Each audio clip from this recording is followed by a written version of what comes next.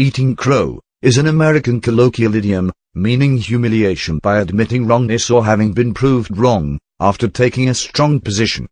Crow is presumably foul-tasting in the same way that being proved wrong might be emotionally hard to swallow.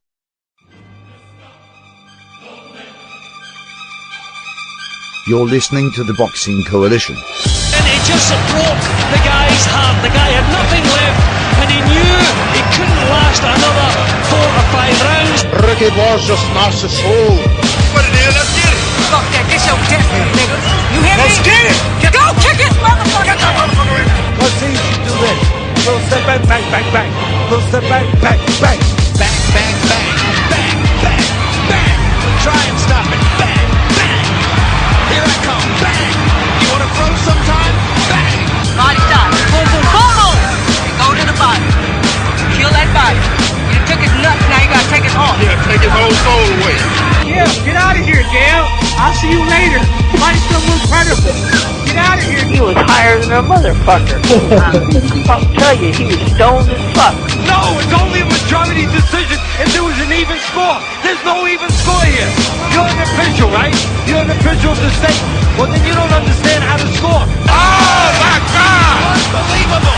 The crowd here on Fuego. He's ready to be whooped, man. He's ready to be whooped. He's ready to be whooped. Howard Foster has stopped it. Wow, that is going to be controversial. But you really liked to stand toe-to-toe with him in the 12th round, even if you thought you won the fight. It was on. Did you like that? I love you.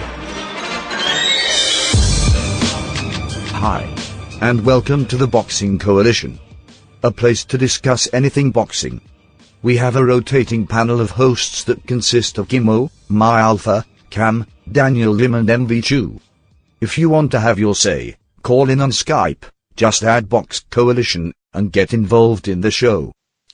Hi guys and welcome to the Boxing Coalition. My name's Cam. Joining me tonight are Mao, Daniel, MV Chu, and we have a caller on the line who has a different intro, but for today we'll play him this intro.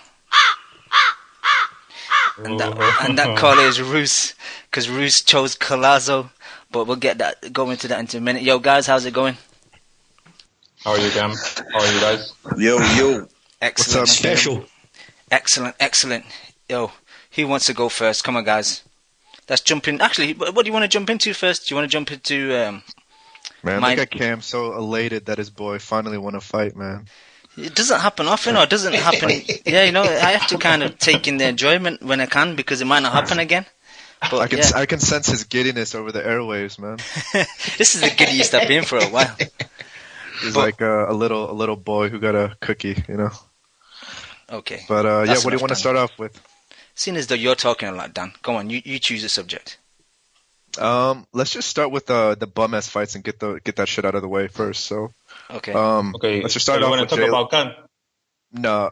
I mean, I'm going to give credit to Khan because anytime I pick a fighter to lose, I'm going to give him credit. But yeah, let's start off with the bum, J. Leon Love and Antonio Marco Parabon or whatever his name is. But I rewatched the entire card this morning, and I thought I don't know. I guess Parabon is just a mental midget. Once that guy got that cut over his eye, he just started to fold. But I mean, there's not much to say. Jay Leon is going to be a C-class, a D-class level fighter probably for the rest of his life. And the only thing he's got going for him is that jab of his. But he's never going to be a contender. So that's just my 2 cents. Yeah, I kind of agree with some of the points that MVQ's made over the last few weeks about Love being a bit lazy, not trying to make the weight and just jumping up weights just to kind of make it easier for himself. And Chu made a great point on the Boxing Voice yesterday when he said soon as Parabon got that cut, it's like his soul left through his cut, which I thought was really good. But yeah, that card on Saturday, those first 2 fights, I was just waiting for the other 2 fights. I was just waiting for the Collazo Khan and Mayweather Maidana. While those fights were on, I was watching them, but I wasn't really enjoying them. But when Parabon had the opportunity to finish Love off, he didn't really take it. And Jay Nady, man, I love Jay Nady. He's just straight gangster. He just straight took Parabon off Love and just dashed him to the floor. I love that shit. But Ma, what did you think? 380's terrible, man. No, I love him just for being. I like him for being gangster. I believe the correct term is a back to belly suplex. And that's what he gave Parabon, a back to belly suplex. No one, the cameras didn't see it. Did you guys see it? Yeah, I did. I just saw it from that main angle. I didn't see any replays of it properly. But you, like, you shit on Jay Leon Love for a while, and like you proved right. So you must be feeling good as well. Well, I mean, we were all shitting on him for the longest time, so that's true. Yeah. I ain't got no love for Jay Leon. Because he came out really good after being almost knocked out in that round. But other than that, I mean, Parabon was just being too lazy. I mean, the first 2 rounds, he wasn't doing anything. He was too lazy. He didn't show activity. So obviously a flashy fighter with a good movement will take out the rounds. So, I mean, for being the 4th fight, I mean, the first fight of the 4th, it was okay. Yeah. And he obviously should have gotten, knocked out, or he should have been deemed as getting knocked out by the referee, but obviously they gave him a lot more time than he deserved. So, yeah, MV True, you want to say anything else? Because, I just want to get by this shit on drive-by. I think he's just currently changing from his phone to his laptop, so... Man, I'm back. I'm fucking back, buddy. Thank fuck for that. Shut the God. Yeah, you want to shit on... You want to shit on Jay Leon anymore before we move on to the next card? Yeah, I mean, I've said it on other platforms, but I'll say it on the Coalition. I think Jay Leon Love is a fucking bum. And I don't use that word often. Well, I do, but... You do a lot. Of course I do. I fucking hate this guy. I mean, this guy is like a spoiled child. I don't really see how he's done anything to justify his position in the boxing game. Like, he's on TNT, he's fighting on pay-per-view undercards. I mean, guys like Emmanuel Augustus and other guys would kill for that opportunity. Fucking Ray Beltran. Just recently fucking spent his whole career just trying to get to that position. This guy starts off in that position without actually fucking proving it. And I think he must sleep with a 4-leaf clover, a horseshoe under his pillow, man, because he is just lucky. He is lucky when it comes to fights. I can't understand. Like, he was getting his ass kicked, and then Parabon, for whatever reason, just took his foot completely off the pedal. Yep. Like, if he's Mexican, I want to check his ID, because I've never seen a Mexican do that before.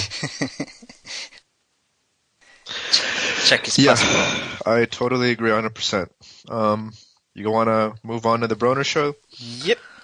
Now that we got all that settled, first of all, I'm not going to even analyze the fucking fight. I mean, it was a 42-1 fight, obviously in favor of Broner. Honestly, man, I find Broner entertaining at this point, man. He's just that dumbass in the fucking restaurant who just, speaks on speakerphone, and he doesn't give a fuck what anyone else thinks about him. Like, I don't even care about that guy anymore. I mean, anytime you've got a picture of yourself, a self-portrait on your socks, I think that speaks volumes of what kind of person you are. So, but yeah, what do you guys want to say about the problem, the can man? What did you think about Broner's performance, Mal? Yeah, I thought that he looked extremely bum. I mean, he was against a guy he was supposed to knock out, and he didn't do anything. I mean, yeah, he bust the other guy up, but I mean, Khan looked 10 times better than Broner against Molina, and he was a lightweight, I believe. And Broner, I didn't see any improvement from his last fight. I think that anyone at 140, anyone decent, I mean, Molina, Matisse, anyone who can land the same punches the Molina landed will fuck Broner up. I mean, I don't see, he obviously has to stay away from the 147 division and out of the 140 and out of boxing, man, because anyone can destroy Broner. Or you should just stay out of boxing at all, man. Yo, why you hating, Roos? No, I'm joking. Roos, are you making $1.25 million a fight? Nah. All right, that's what I thought then. I'm just trolling. I'm just trolling, man. Yeah, no, but he is like, I was struggling to stay awake in that fight, man. It's like, I was like, what's going on? It's like, this is Broner. He's supposed to be entertaining me. And the fight was a bit dead for me. Didn't prove anything. We didn't see any improvement. You know, okay, fair enough. He did what he had to do. He got the win, but I don't know what's next for him, man. Don't know what's next for him. You know, back to the same pattern, him fighting people who are not credible, and he's not learning anything for himself personally on how to improve. I totally back to agree. Square one. I totally agree, but what did Golden Boy do with like Broner? Because to me, like, that was a showcase for him, and like, he didn't perform. Like, they set that fight up because of his performance against Maidana, and just to build him back up again. And like Molina, he was landing on him. Like, fair enough, and like, Molina was game, but he didn't have any pop. But it just seems like he went into the gym and he wasn't just looking to concentrate and like trying to defend that overhand right, the one he got hit with so much by Maidana. So I don't see what his team, if they're benefiting him or not. Like, I personally think if he needs to take himself to another level. I know Jose's like talking on Boxing Voice and on Twitter and stuff like that about Broner will be back and stuff, but the only way I think he'll be back is if he changes his team and changes in his trainer. Like, I don't like boxers making excuses about their trainers, but I think this is a situation where he needs to change. I disagree strongly. Go ahead, Chu. Rebuttal. Why is like the first reason whenever a fighter does shit, they want to change their trainer? I've made the wait a minute. I've made the analogy before, where as a chef, like, you can only learn so much from one person, and then you want to move on to the next thing, and then you learn from them. But as a trainer, like, I don't see, like, did Mike Stafford teach him how to keep his feet that far apart? Did Mike Stafford teach him that really shit punch technique? If he did, then Broner should change. But I don't think he did. I just think Broner's, like, lazy as fuck. No, but Lewis, it's a trainer's job to point out flaws. So if he is standing wide, then it's Mike Stafford's job to say, "Yo, Broner, fix up. You're too wide." But he obviously has not been doing that. And the other point I wanted to make was, I was totally gone out of my mind now. What are you going to say, Dan? And also, again, with the punching technique, again, like Cam said, if you're making all those flaws, isn't it the trainer's job and responsibility to rectify it? But also, as well, it should be also down to the fighter. The fighter should have should be willing to have a different mind state and be open-minded to be doing things differently, personally, as well as the coach implementing these other new ideas and stuff like that, and technique, as you guys are mentioning. Yeah. I remember the point I was going to make. And the other thing is, Broner doesn't respect his corner. He doesn't respect his trainer. And I think he needs someone almost like a drill sergeant, almost like the way Virgil was shouting at Amir when he wasn't happy with a few things he did. I think Broner needs that type of influence on him. He needs to unwell to slap him in the face. Exactly, what to do, man. Exactly. Yeah, but man, one of the biggest problems that Broner has is, his activity. He gives too much all rounds in his fight. It's like, he doesn't do anything, and I'm surprised because he was against a smaller guy. He always looked good against smaller guys, but he also gave up too many early rounds against Gavin Rees. So it's something that they are not adjusting there, and eventually he's going to get fucked up, man. And it's for Broner, it's always all offense or it's all defense. If you want to utilize a Philly shell, you notice what Floyd does. Floyd can go from one to the other, like in exchanges. Broner can never do that. It's either all offense, where he's throwing his big shit, or if anyone is throwing, volume punches or combinations against him, he just uses his defense entirely. He doesn't counterpunch. Exactly. I've not been allowed to articulate this argument. Go ahead. then go for it. Yo, he came alive in the 4th round. Like, for 3 rounds, he done nothing. In the 4th round, he suddenly came alive. I don't think that's got anything to do with the trainer. That's got everything to do with him. It's his mentality. That's not going to change with a trainer. It's just him. It's his fault. If someone that you grew up with can't make you change, then what's a person that you barely know and you barely trust going to do? If Mike Stafford can't make him see sense, then I don't know who can. Because everyone else, like Mike Stafford, has got a good reputation. He's got a very good reputation. I think he trained amateurs, like for the American boxing team or whatever. If he can't make him change, then who can? All jokes aside, what Mal was saying, I think Ann Wolfe would be perfect for Broner. No, I disagree because Ann Wolfe is no technique in all balls, even though she doesn't have any. But what I'm trying to say, Lewis, I mean, that argument goes both ways. I mean, sure, he's respected because he's kind of that fatherly figure that he grew up with, but that's also why Broner is so much in a comfort zone. That's why you got to move on with someone you're not that familiar with and that has a professional reputation. You know, a guy like Joel Diaz or a guy like Robert Garcia, if they were black, would probably be able to empathize with Broner a lot better and tell him shit that he doesn't want to hear, but shit that he's going to have to listen to, you know? Just going back to you, Cam, I think Ann Wolfe would be good for Parabon. Who gives a fuck about Parabon? I mean, nobody cares about Parabon. Guys, Chew, did you want to make any more points? No. Right. Yeah, we've got a caller on the line. I'm so happy, Ari. You've made me very happy. I hope you're happy too. Do I look happy? Yo, Mr. Ari Gold, what's happening? What's up, guys? Oh shit, God man! Damn. You on a plane? He's in a volcano. Oh no, there's a plane going over. Yo, what's happening, man? It's London Underground. No, I live in West. It's a Heathrow plane. Yeah. Yo, sorry. We're talking about Broner and Molina. You got any thoughts on that fight? Oh, Broner. He's just not gonna be what we thought, is he? Yep. As simple as he hasn't learned. No footwork at all. Work rate. What work rate? You know what I mean? He could do it, but he just doesn't want to do it. That's the problem.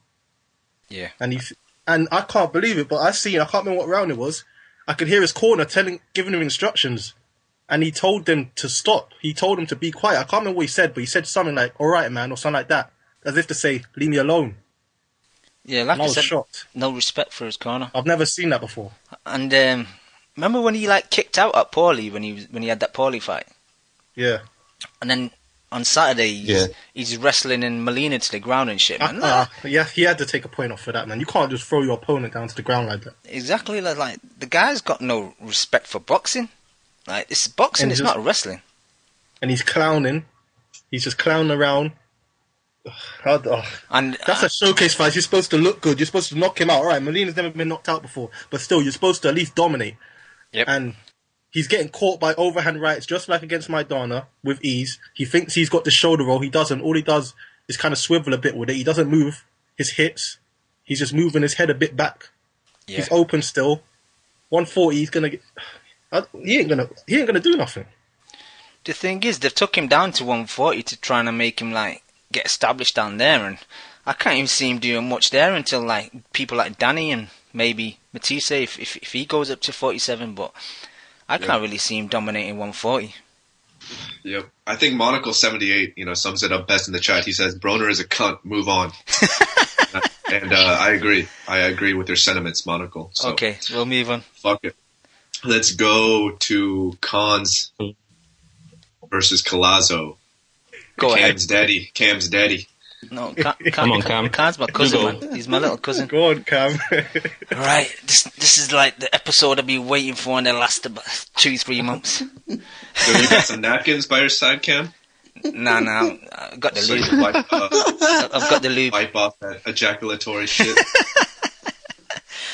All jokes aside, though, I was really impressed with his performance. He showed a bit of a maturity. He stuck to the game plan that him and Virgil set out. He's an alcoholic. that was funny. That Virgil in the corner. This is what you get for being 2 years being an alcoholic. But yeah, I think something you mentioned, Dan, when this first fight was first announced. You said like under Freddie Roach, Khan was like throwing a lot more right hands and double right hands and stuff, and we saw that on Saturday. Like he caught that right hand was landing all night. He's pumping out the jab a lot. I'm not a big advocate of the holding, but I understand why he was doing it. That's an understatement, man. That is such an understatement, but go on. That was Vlad in there, man. Yeah, but go on, Cam. No, but I agree, but it takes two, you know? Like, Daniel, you're a big fan of Sean Porter. You got a picture of him on your phone and on your wall and stuff. But on my wall? Okay. All right. What did you do? What did Sean Porter do against Devon Alexander? Yeah, but there's a difference. Sean Porter clinches to set up punches, just like Marcos Maidana does. No. Amir Khan clinches whenever he's uncomfortable with both hands. They're two totally different styles of clinching. No, I'm not talking about Porter clinching. I'm talking about Alexander clinching.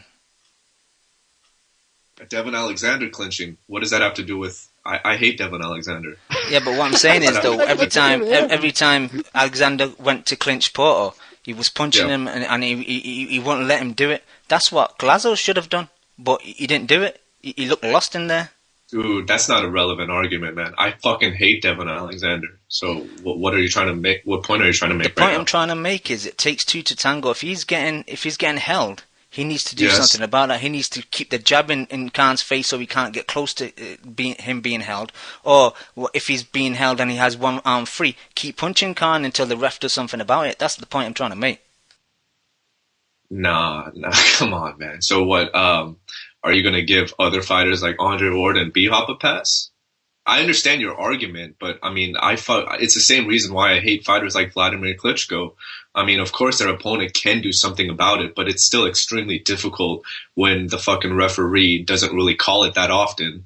And when he does, he gives the fighter a shitload of opportunities to keep doing it. Yo, I see Dan's point, but if anyone's got an excuse to hold, it's Khan. With that chin, come on. He's got to protect that. I agree. I want go. Go ahead. No, you go ahead, Mel. No, you go ahead. I agree with Cam. I mean, if the referee is not doing nothing, so, I mean, he's not deducting points, he's not warning Khan about the holding, then you gotta do something. You know, it's up to you because the referee is not doing anything. He's not going to save you. So yeah, if you have one free arm, stop punching him. You know, make the fight even dirtier. I mean, so yes, I agree in that point. But if a referee is not doing anything, come on, man, you gotta do it for your own. See, the funny thing is though, all Argentinians are the same, man. They're dirty, man. Yeah. Hold up. Mao and Ken, you say you got to do something, and Collazo did combat it to a certain extent by pushing Khan's head down when he would try to clinch. And what happened? Fucking Jane 80 gave him one warning, and then he took a point. And what did Jane 80 do to Amir Khan? He said, I'm giving you a warning, boy. Next warning is going to be a point. Yeah, I mean, and he said that shit, and he said another fucking warning, and he didn't take away a point. I mean, you guys got to be objective here. Jane 80 was clearly favoring Amir Khan. One thing, it wasn't Jane 80, it was Drakovic. Whoever that referee was. I mean, he had a wicked haircut, though. He had a wicked haircut. Yeah, I definitely agree with you.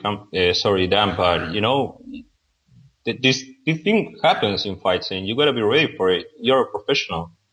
Yeah, but that's kind of like stemming away from my argument here. Let me just give Amir Khan the credit because I obviously picked Collazo to win by a decision, and Amir Khan fucking schooled him. You know, he won by like 12, 13 points. I don't know what it was, but Amir Khan stuck to a game plan. You know, he refused to throw like 6 to 8 punch combinations, and he kept everything short, and he didn't get reckless in there. So I applaud him for that. But you know, What did you say about Salido a couple of shows ago? Can you remember? What did I say exactly? Well, I'm paraphrasing, but you said that's part of boxing. It's part of the game. What, the low blows? Oh, just these whole tactics. The roughness. Yeah, the roughness.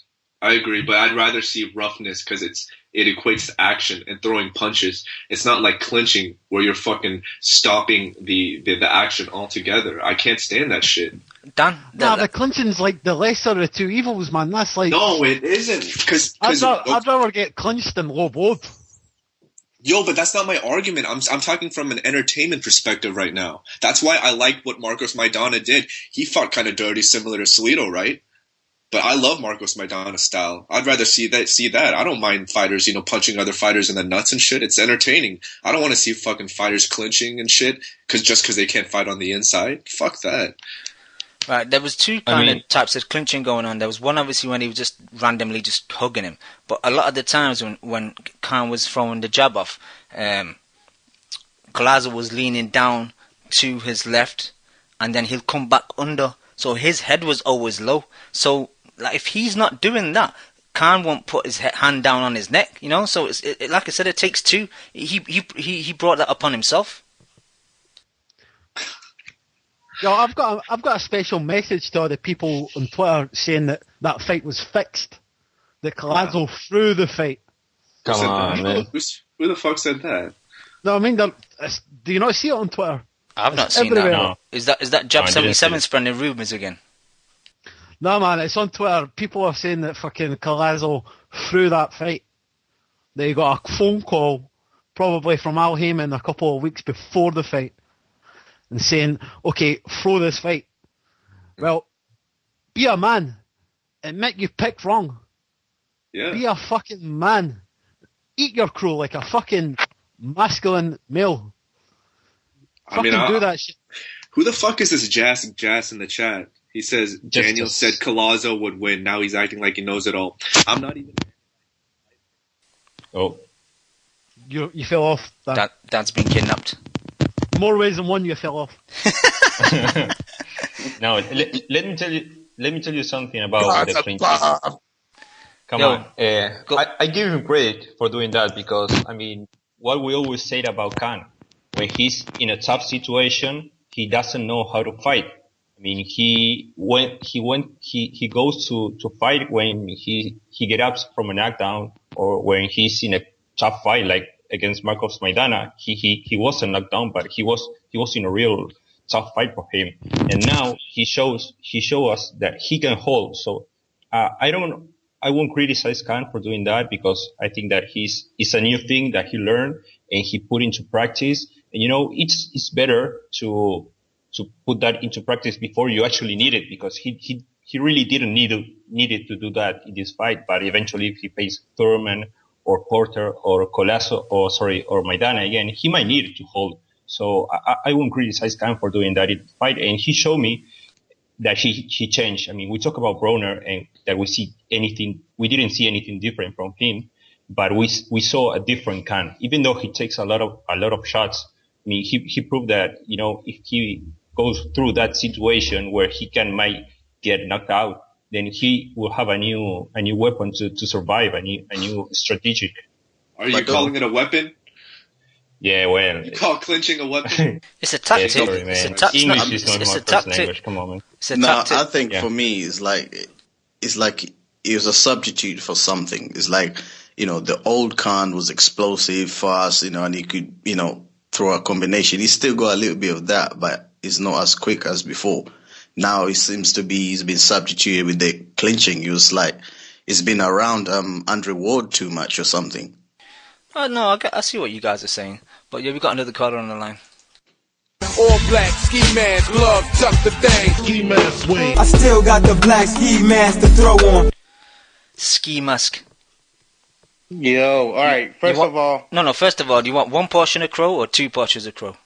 Give me 2 portions with a supersized fries and a large drink, please. Coming up. Your ski mask, all the Latin boxers came up short, man. What's up with that? I don't know, man. I don't know for sure. I have no idea. But before I start on this rampage, let me give Khan, first of all, credit for winning the fight. Second of all, it wasn't a fight that was spectacular, that showed us anything or even remotely close to like earning a Floyd fight. Nah, I don't think so. If he's thinking that he's gonna go that route after this performance, I don't think so. No, I agree. I still don't think he deserves a Floyd fight. All right, now eat your crow. All right, go on. Khan was good. It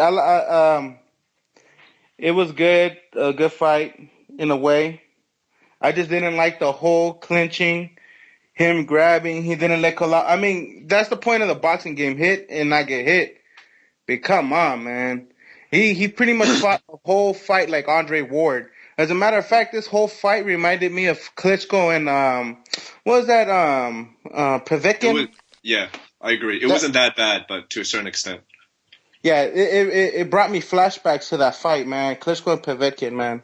Every time Klitschko would hit, and then once Povetkin would come in, we'll grab and everything.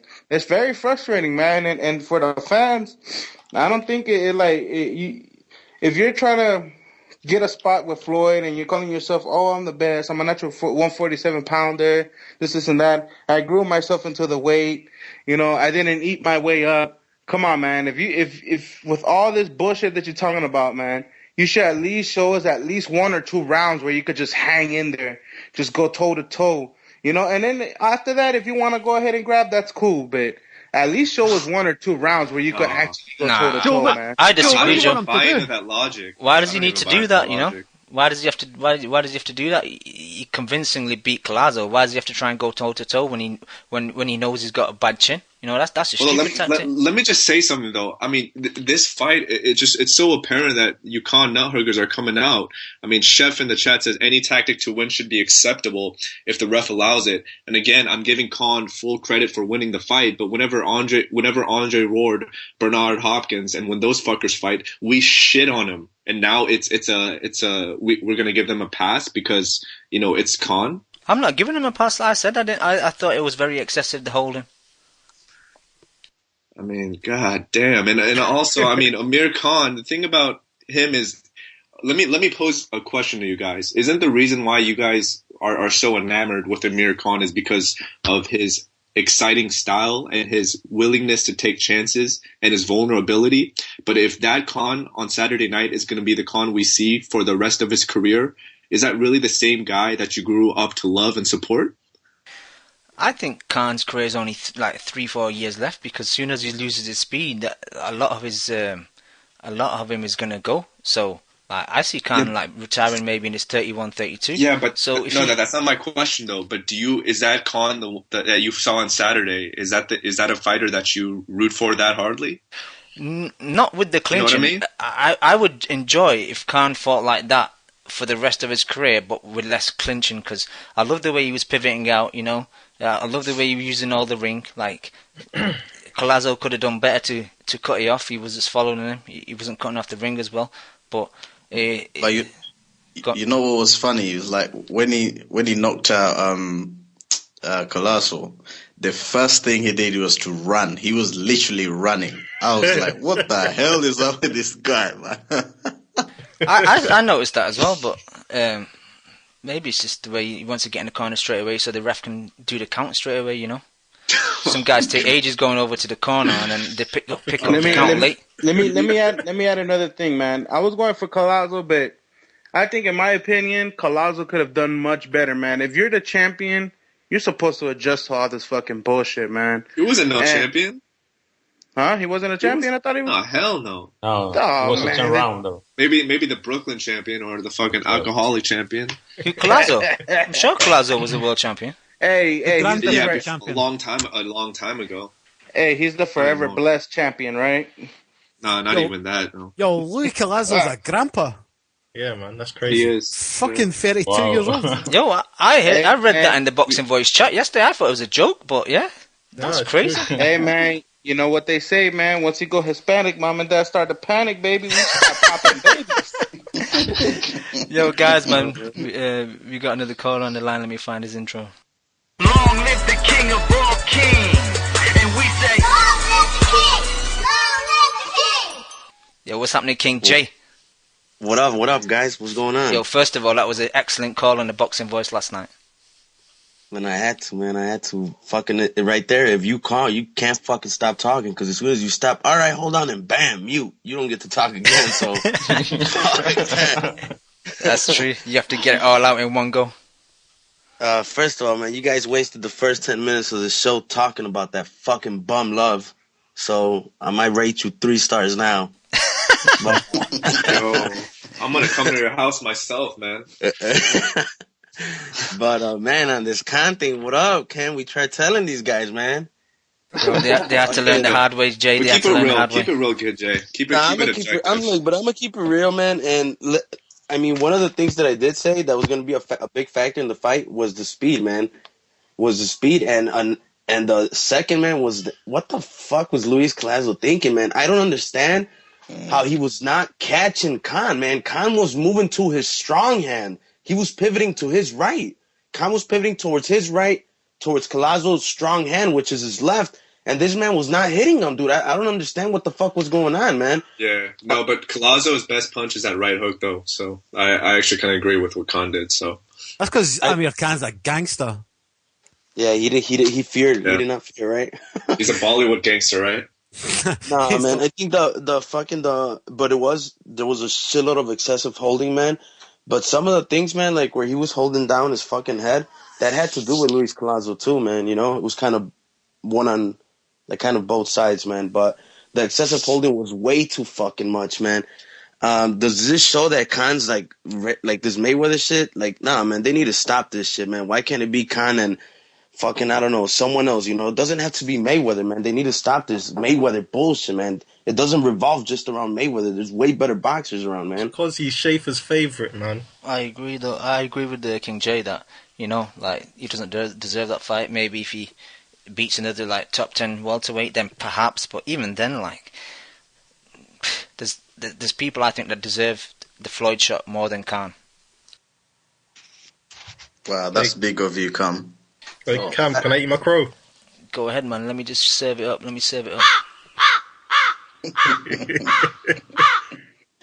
Yeah, your boy done it. They need to stop this Floyd Mayweather shit, man. Like that. Like, who honestly wants to like this Floyd Mayweather fucking Khan shit? Like, nobody even gives a fuck about that fight, dude. Like, he could fight fucking Sean Porter, fucking Keith Thurman, you know, Lucas Matisse. He could fight a lot of people, man. This fucking Mayweather shit it's fucking ridiculous, man. They need to stop this bullshit, man. It's stupid, man. And if fucking Collazo would have won, I would have been even more pissed because I really did not want to see Collazo Mayweather. It's fucking Yo, what trash, do you guys feel about maybe Khan Guerrero in November, December? Do you think that's a credible name, or do you want to see Porter or Thurman? That's another good fight, man. Those are two fighters that can actually match up, man, because they got names, man, but they're not, you know, it's I don't know, man. It's a good fight for them too, man. Like the fucking Guerrero Mayweather, that was another bullshit fight, man. Like, you know, those are good names, man. They should make fights where the names match up, man. Not fucking Mayweather and fucking Khan. You know, it's fucking stupid, man. They gotta stop this shit, man. And I used to be a big Mayweather fan. He's a bitch. Fuck him. He's a faggot.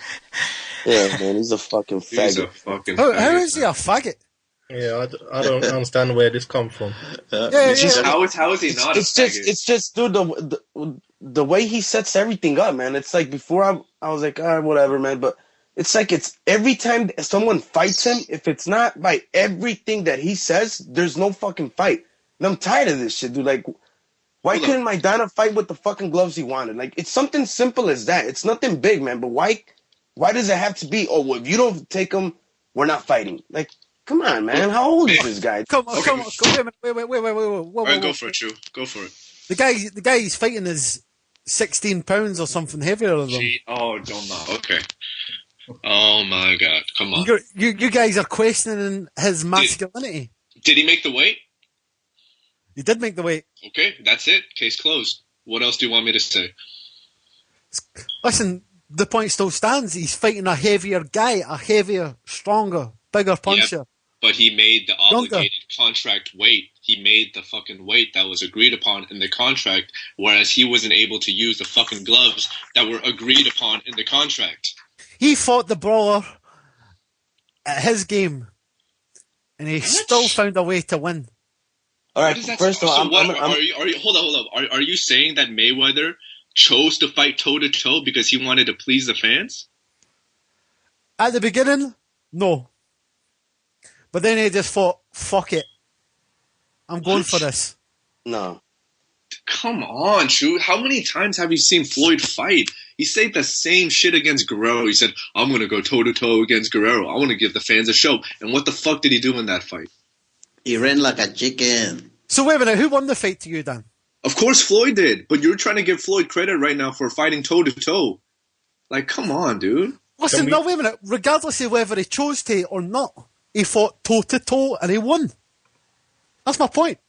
I don't think he fought toe to toe because he was on the ropes. He was evading a lot of punches. Like toe to toe is when you're swinging back and you're taking punches, but you're landing punches on him. No, toe to toe is when you're literally toe to toe. That's where the phrase comes from. But he wasn't. Yeah. But Chewy he wasn't. He was on the ropes most of the time. He was on the ropes for the first 6 rounds of that fight, and then he would pick and choose his spots in the second half of the fight. Well, listen, even if they're on the ropes, it's not as if he fucking toes at the other side of the ring. But what does this have to do with the gloves thing? So does this mean that from now on, if Mayweather faces a big puncher that's going to be a little heavier than him on fight night, he can't pick lighter gloves because he hits harder? Like, come on. What type of shit is that? When we go by the gloves, what are you talking about? You talking about them customs he came in with? They're the same exact gloves. We're talking about the red ones. We're talking about the red ones. Okay. Yeah, the red Everlast MX gloves that were approved by the fucking commission. Yeah, I can't defend him on that. I have to admit. Yo. Those are official. He's got fighters in his own fucking stable who uses those gloves, man. The way that MV2 described toe to toe is like describing playing footsies, right? Yo, what kind of footsies do you play, Joe? Drew, I want to hear more about your argument about the weight. Like, what does that have to do with anything? Well, literally, Floyd is not a welterweight. If he weighs in, no, wait a minute. If he weighs in at 147 and he rehydrates a pound, then he's not a welterweight, man. He's a 140 guy. He should move down a division. Okay, then why couldn't he make the weight against Marquez, huh? Man, how long ago was that? I don't know. Then it should make it easier, should it not? Because he was younger. Exactly. And he was coming off how many years away from the ring? It doesn't matter. He agreed upon that catch weight. He couldn't make it. That was a tactical thing. Oh, how do you know that? How do you know it was tactical? He fought correctly that Marquez couldn't handle the weight. That was just one of those rare occasions where he's actually fighting a guy who's naturally smaller. Doesn't happen much. So he wanted to pay $600,000 to Marquez because he felt like being a nice guy? They call him Money Mayweather for a reason. He's got the cash to splash, so he'll fucking pay the price. So you thought he just came in 2 pounds overweight because it was he saw it in advance that it was going to be a tactical strategy? Of course. Did you see the size of Marquez in that fight? He looked like fucking... But we're not talking about Marquez right now. We're talking about Floyd's weight. So you're helping my point out, Chu. How can you be okay with that?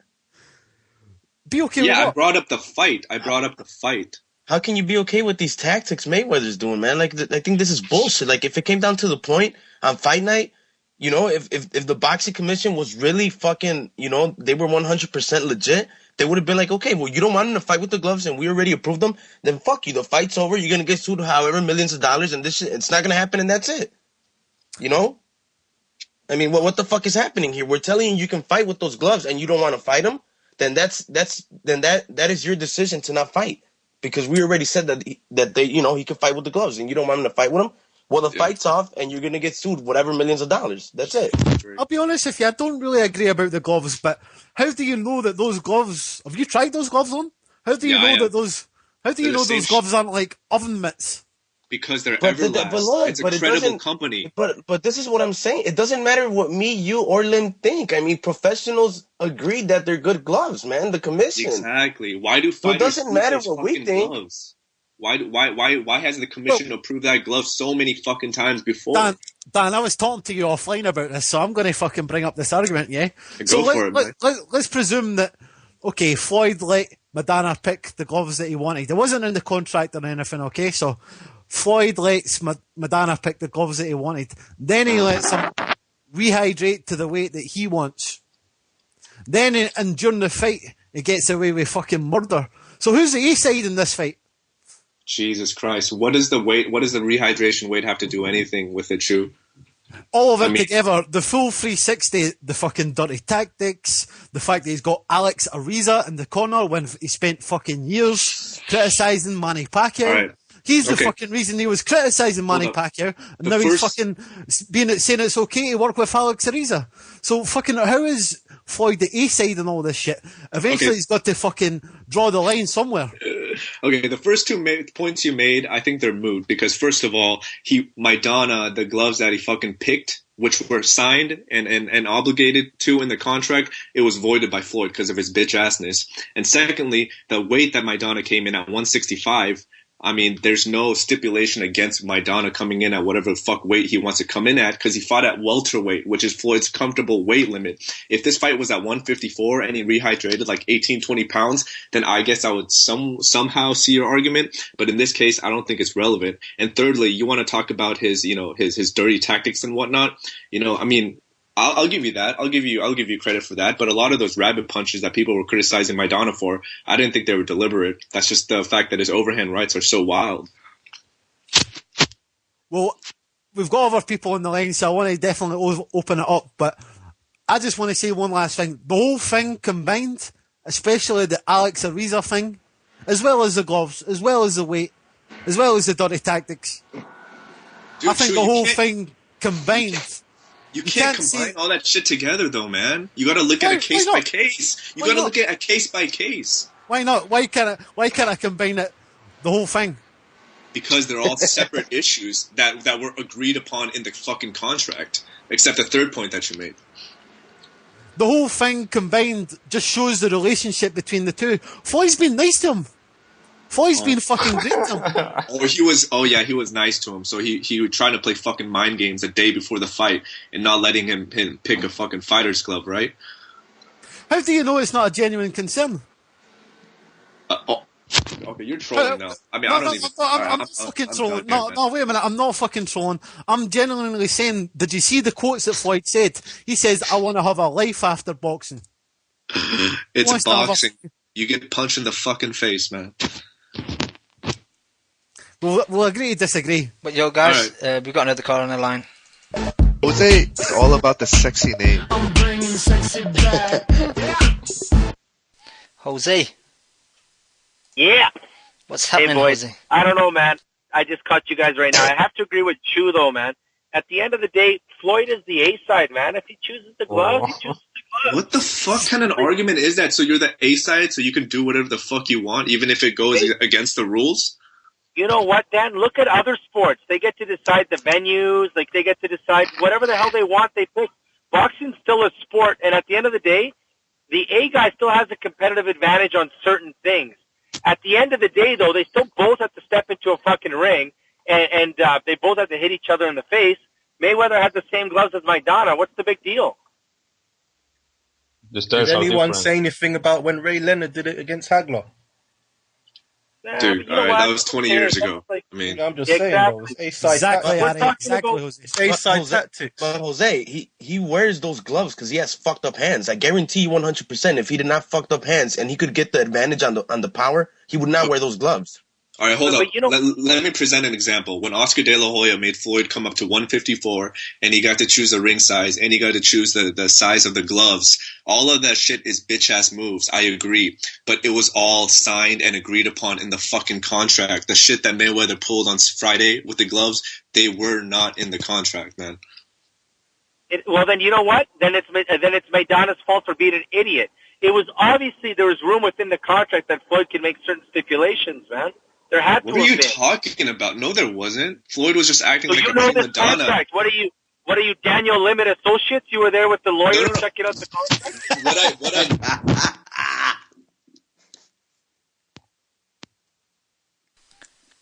Yo. Hello? Hello, we still here? Yeah. Yeah. But Jose, I think people assume too much without knowing. Obviously, Floyd's the A side. There's obviously some loose ends that were still open to play in his favor. He can't break the rules and nullify a contract one day before. It was probably just open-ended, right? Don't you think that they pay Maidana for using other gloves? Well, there must have been some room in the contract for Floyd to still make some changes, right? Of course there's room because he's a fucking A-side and he gets to do whatever the fuck he wants. You said that. Then he's entitled to it. Dan. But he's not entitled. We should be fucking criticizing for this shit, man. But see, this is the thing, man. Like, it's not a fucking big deal because it's Maidana. But if this was Mayweather-Pacquiao, this would be a fucking world controversy shit, man. You know, because it's a fucking huge event. A-side on A-side. Like 2 A+ fighters. But since it's Maidana, no one gives a shit, you know? Like, it's bullshit, dude. It's not something like, oh, you know, he can't, I don't know, he can't fucking have these kind of swaps or something. You know, it's like, it's something big, dude. It's gloves, man. And the worst thing here is that they're approved by the commission, man. That's the worst thing of all, man. Yo. Like, they're not illegal, man. It's not like they have extra padding or they have fucking metal inside them. Like, they were approved and they were checked and analyzed by experts. Yep, the red ones. Yo, can I just say that no one really said anything about my point? For years, Floyd said that Manny Pacquiao was on performance-enhancing drugs. And who was his strength and conditioning coach? Alex Ariza. Okay. So why didn't he say anything about Alex Ariza working with Maidana? Why would he? I mean, did Manny Pacquiao fail a drug test? He has said something about it. I remember I seen an article where he said, yeah, a couple weeks ago. Hold on. What's your point of that? Then he's just attacking. That's just libel right there, isn't it? Well, I think the glove, like I said to you, Floyd's been nice to Maidana. Hold up, but what's the point of Alex? What was your argument there, though, regarding Alex Ariza? Well, Floyd could have made more of a fucking fuss about that, but he didn't. Okay, but it wouldn't have accomplished anything if he did. Why not? Alex Ariza. Okay. You know what the main point is, though, Dan? Like, with the big gloves or without the big gloves, all Maidana had to do was win 2 more rounds, and he would have won that fight, man. So, fuck. Yeah, but that's not our... Now you're misconstruing my argument. No, but I'm saying, even with the big gloves, he was up like 4-2 the first 6 rounds, so the gloves weren't damaging his ability to win. How do you know that it didn't have an impact? Oh, Dan, your mic's gone really low, so I don't know if it's come out of the plug or something. How do you know that it wasn't? How do you know it just wasn't the effectiveness of his punches that dropped because he wasn't able to use the gloves he wanted? Yeah, I guess, but you could say, how do you know that he got the wrong haircut and it didn't make him feel better, look better, and knock him out? Like, I mean, that's just that has nothing to do with our argument, dude. You just some shit. He had a badass haircut. You guys are pulling out excuses. You guys are just not able to give Floyd credit, man. Holy fuck, Jose, no one. Credit. But no one is. I'm not fucking fight, man. I had the fight 7-5. That's not even arguable. Like, Mayweather beat him 7-5. Like, that's not even an argument. I'm just saying, dude. Like, these little things, it bothers, man. Like, why do you have to do that? If you're gonna beat the man anyway, why do you gotta be a bitch and a prima donna and lay that shit out? You're gonna beat him anyway. I had the fight 7-5. I'm not taking shit away from Mayweather. I don't care. I'm Mexican. I don't care what Latin say. He fucking lost 7-5, man. I don't give a fuck what anybody says. Because he doesn't just want to beat him inside the ring, he wants to beat him outside the ring as well. Yeah, but Chu and Jose, you're also missing the point that Maidana always used that gloves. So if they suddenly gave another type of gloves, then he might feel the difference. I mean, he has always used the other type of glove. So he might notice the difference and he might not have both so comfortable like other times. Good point, man. Yeah, I mean, I guess. Like, I mean, I wanted Maidana to win like everybody else, man. But at the end of the day, he fell short, I don't think on power, but on skill and on intelligence, man. And that's where he fell short on. The gloves didn't make him any smarter and make him fight any smarter and make his coach think any smarter, you know? But Maidana not a smart fighter, man. They go hand in hand. Hey, you know what? Ski Mask. Tony Wick, he no good job. He was a referee. No, but regardless, I mean, maybe those MX gloves, you know, it's a mental thing, you know. I mean, I don't know if you guys have any experience with the puncher's gloves like Cleto Reyes's or MX's versus the Powerlock Everlast gloves that he had to use. It just feels different. It's a mental thing. You feel like you can punch through a heavy bag or punch through your target in a different manner. And for him to make that a fucking, you know, a mindset, like a barrier a day before the fight, it's a bitch-ass move, man. Yeah, but when do they pick the gloves, Dan? I've been to a fight before, and I've seen that they officially pick the gloves like the day before the fight. They don't. Yeah, they do. Yeah. How did they get the color scheme then to match? Like, did they tell them ahead of time what shorts they're going to wear and stuff? No, they came with their own costumes. That's if you're talking about that one, Cam. No, just in general. Yeah, I mean, like, does it differ to different fights and stuff, or? Yeah, of course. I mean, obviously they have different designs ahead of time, so it's you know, they can test them out. But I mean, I've talked too much about this. You know, I mean, we'll just agree to disagree. I think Floyd has just been acting up, but you know, for the people who haven't talked about the fight yet, you know, go for it. Yeah, can we get into scorecards? Yeah, I had it 7-5 for Floyd. That's all I'm gonna say. Yeah, can I go? Sorry, guys. Sorry, I just got cut off there. What happened? What did you say, Dan? I had it 7-5 for Floyd, so go for it. Alright, yeah, I just 7-5 to Floyd as well. I see. Wait, hold on. Yeah, go for it, Ari. I see a lot of people. I'm surprised. I see a lot of people giving Maidana the second round and saying, "Oh, Maidana won the first 5." I don't see how you could give Maidana the second round. Because from what I've seen, I've watched the fight. I say 3 times now or 4 times now because I downloaded it. That Floyd was out boxing in the second round, landing a lot. One point, I think it was halfway through the round, Maidana did get him against the ropes and he landed some nice left hooks, like around 4 solid left hooks to the body. Yeah. But other than that, I don't think he even landed anything else for the whole round. Everything that was smothered. Like Floyd caught him with the best shots the rest of the round.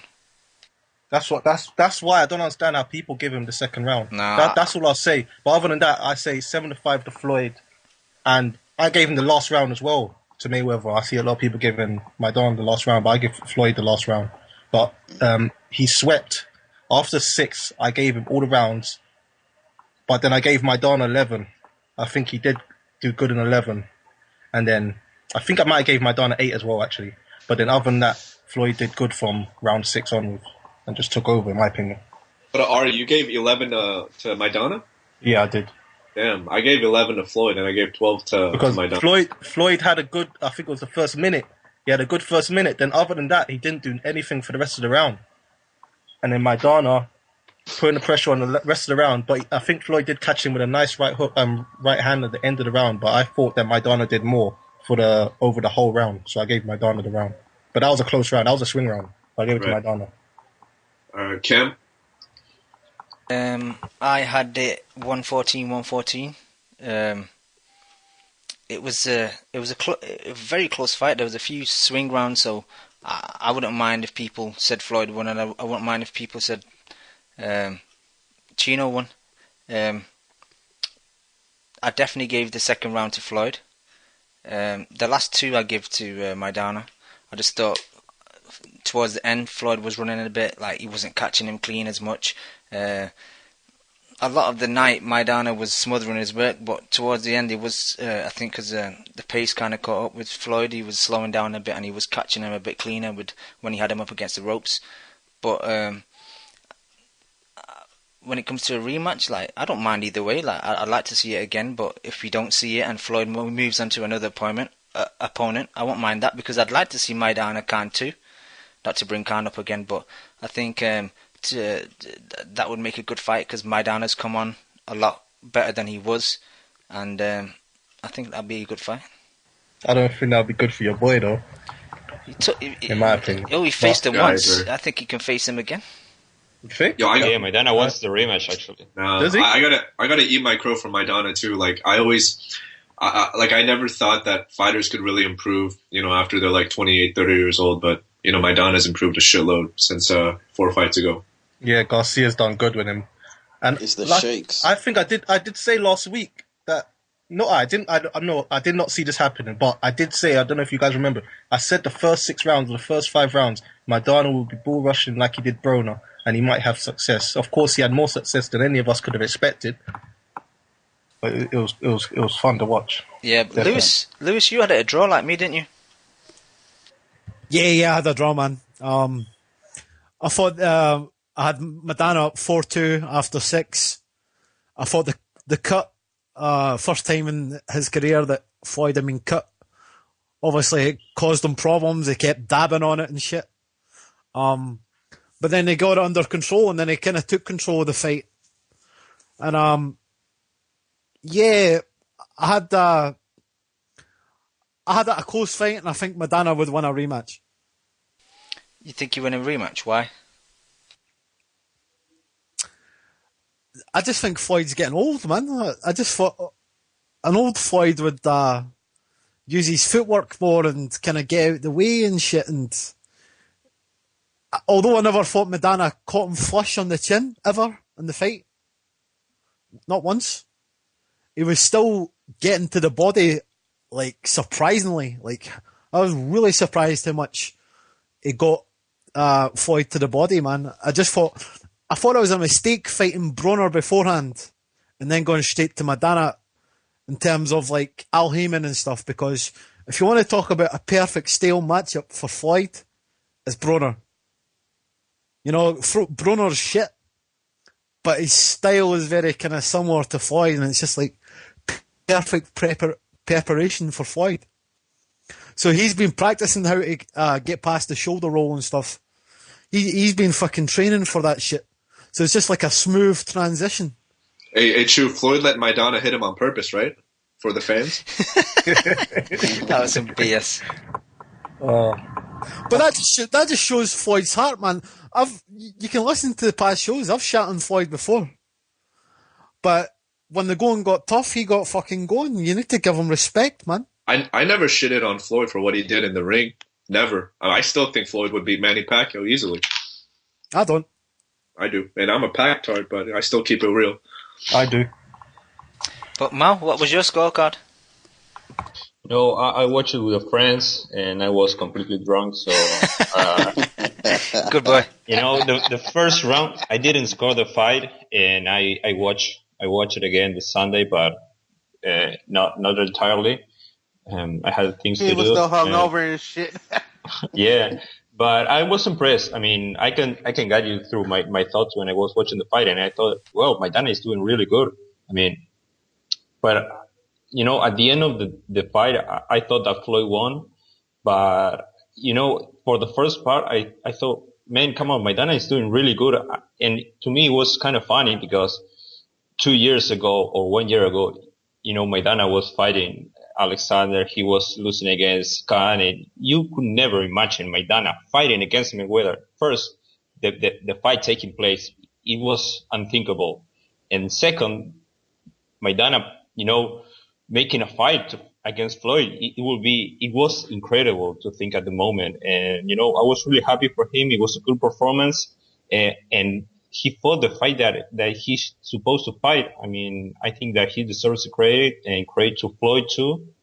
And I was impressed after the fight on how Floyd's face looked, because I didn't see, like you said, anything landed clearly on Floyd's face, but he had some marks after the fight. I was impressed. Actually, Maidana face looked cleaner, and Floyd catch him really good sometimes. And that biscuit looked very tasty as well. Yeah, that was a commercial move. I don't know. Yeah, he was trying to plug it, I think. Yeah, like is it Jim Gray's his name? Jim Gray, I like how he slapped it. Yeah, he's like, yeah, get out of the way. We're talking about boxing. One moment. I gotta apologize. I apologize for calling Floyd a faggot earlier in the show, but I say with no remorse, Jim Gray is a fucking faggot. Yo, Jim Gray was very insulted after when Broner, I'm changing it. Oh, yeah. No, when Broner said that shit, man, Jim Gray was like absolutely raging. Hey, can you do a Broner impersonation, Chew? Hey, babe. Okay. That was a Scottish Broner. They call me the can man. But anyone can get it. They call me the can man. Anybody can get it. And tonight, I just beat the fuck out of a Mexican. American. I can fuck up a Mexican. Jim Gray was like, "There's no time for that. Come on." Yeah, hey, I heard that Richard Schaefer and Bernard Hopkins were kind of ripping on Broner for that shit on the post press conference. This shit that he should have just tone it down from now on with all those crazy antics, because he just says shit out of his head, and then like later on kind of regrets saying shit that he wasn't supposed to say. No, I agree. That shit wasn't even offensive though, man. Yeah, I didn't. Yeah, I didn't think it was offensive, to be honest. All right, but back to Floyd. Oh no, go ahead. All right, my bad. Yeah, back to Floyd. Let me say one thing. I'm surprised. I've never seen Floyd struggle to tie up someone so much. Like, what do you think that was a result of? I don't know. It might have been strength, but I think it's because Maidana just kept throwing. He didn't have his arms by his side. He just kept throwing, and he was finding it hard to kind of grab him by the arm or tucking one arm under his arm. Yeah, I think it was the awkward punches, man. You know, I don't think he ever fights an awkward puncher, man. And he just didn't know it wasn't fucking normal right hooks, straight lefts. It wasn't any of that shit. It was like fucking overhand rights, overlooping punches. Like he did. Like what the fuck is this guy doing? You know? Yo, he throws an overhand right, like you know at the fairgrounds you get those hammers. Yeah, the hammer, and it hits the bell, and the bell goes up. Yeah, he's the hammer of Zeus.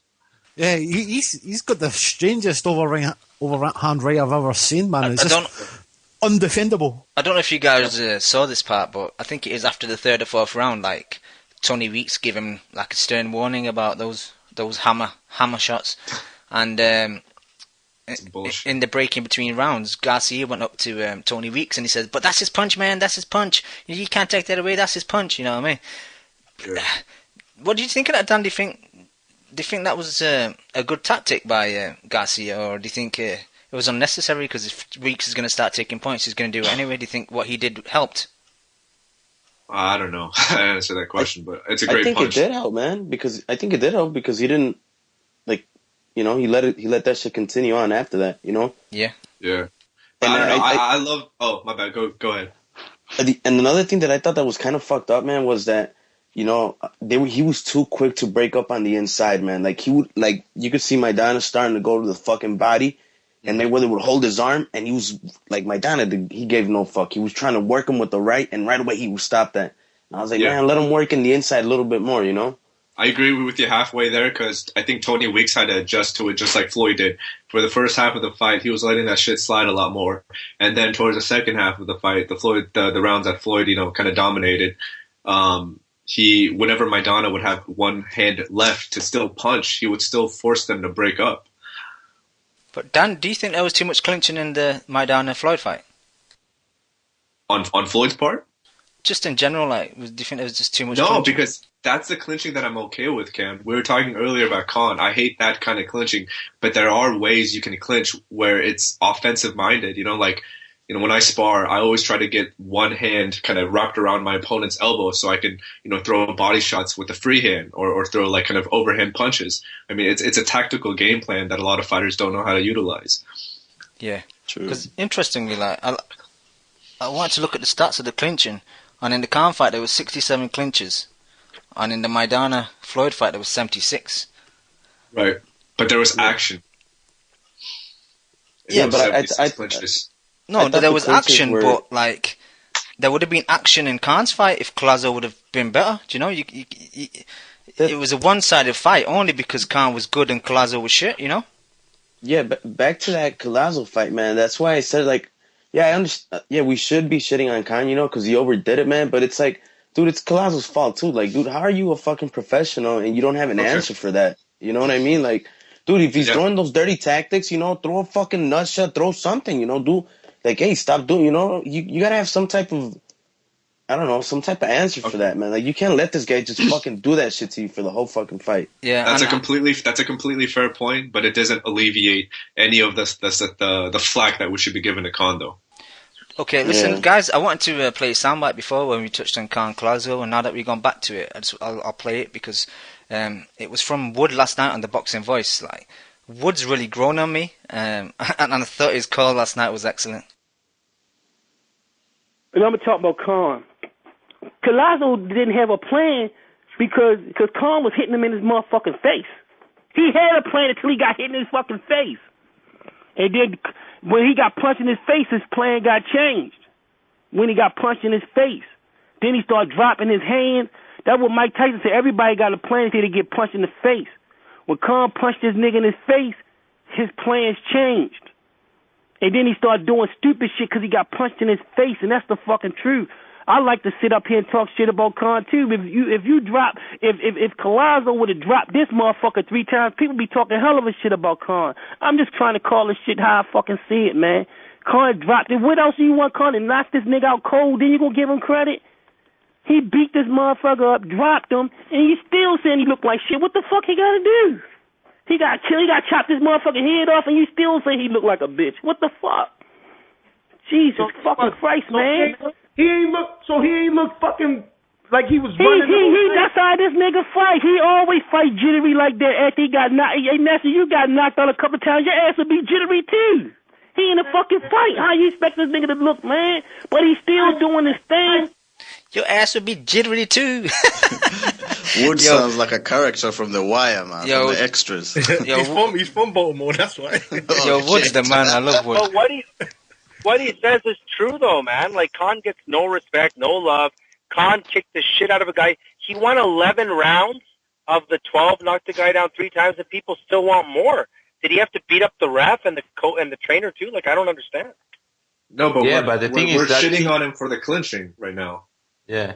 Not his if it's not the clinching, it's the chin. If it's not the chin, it's the cockiness. If it's not the cockiness, like, at some point, guys just hate to hate, man. No, I think it was an over excessive of clinching, man. But I'm gonna keep it real, man. I'm leaning more towards the fucking that Khan came in with a badass game plan than taking it away because he clinched too much. Like to me, I could give a fuck less because if you don't have an answer for that and you're a fucking professional, then I cannot feel sorry for you one bit because you're a fucking professional. You got to do something about that, man. You don't let this guy fucking clinch. And on top of that, you drop your hands for 5 rounds. Like, who the fuck you think you are, man? Like, dude, those were wide open shots, dude. Khan was literally landing 2 to 3 face punch combinations on him, dude. Like, what type of shit was that, man? Yeah. Okay, I'll give Khan full credit. He fought a very good fight yesterday. And, I think he'll be a problem at 47. But all I'm going to say is if you're going to hate on Andre Ward and B-Hop for their style, then you got to hate on Khan too. One thing I was surprised at, I know people have said that Collazo is very heavy-handed, but Khan's face was kind of fucked up at the end of that fight. Yeah, I was going to say that. I mean, his ear was completely red, man. Yeah. Oh my god, dude, his fucking ear looked like them UFC faggots, man. Man, that shit was fucked up, man. I don't even understand how he got that bad because Collazo barely landed anything. Nah, like in the 11th and 12th, he was landing a bit more. Because Khan was slowing down. I didn't notice that. I watched it twice, and in the later rounds, he was getting caught a bit more. I haven't rewatched it yet. His fucking shoulders and his back were all bruised. I was like, how the fuck did he get his back fucked up? But I saw that mark on his back. But Khan's physique, man, like, I was impressed. Like, his back looked massive. Pause. You can't say pause, Dan. You're always saying that Canelo looks thick. So at least I'm saying his back looks big. I'm not saying he looks thick like you call Canelo thick.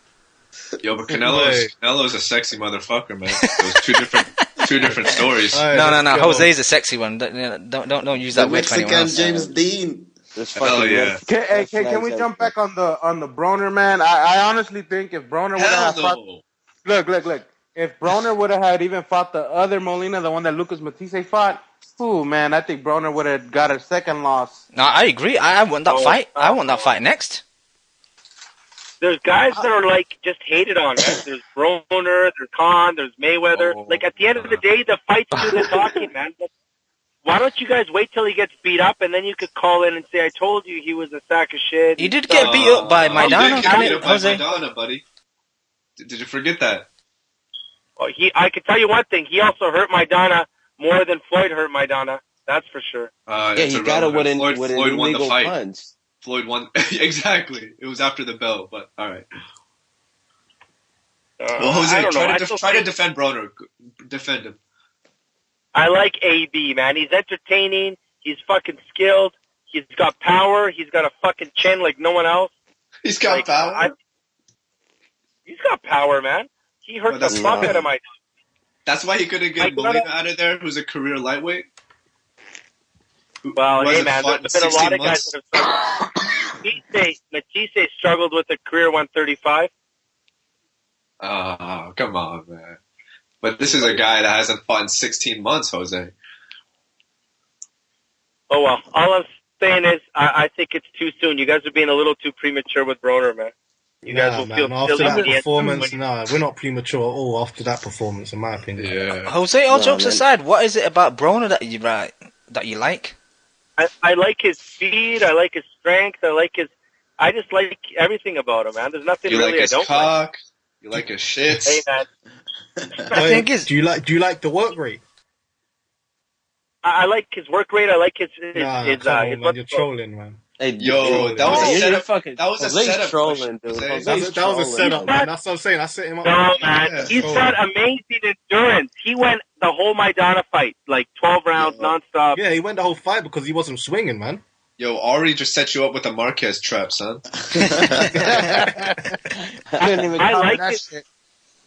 I like his endurance. That's what I like. One of the things I like most about him, man. He's in great shape. That's because he doesn't throw punches, bro. Do you love his footwork? He has excellent footwork, huh? Hey, man, I like everything about him. You guys dissect fighters in your own ways, but I'll tell you, man, all your dissections don't lead to any more wins or losses than mine, man. I just think you guys see things that are you guys are like, you know what you guys are like, man? By you guys, I mean. Tell me what I'm like, bro. Dan Lim, you're like Oscar De La Hoya with the blueprint, man. You know it all till the fight starts, and then it goes out the window, man. Yo,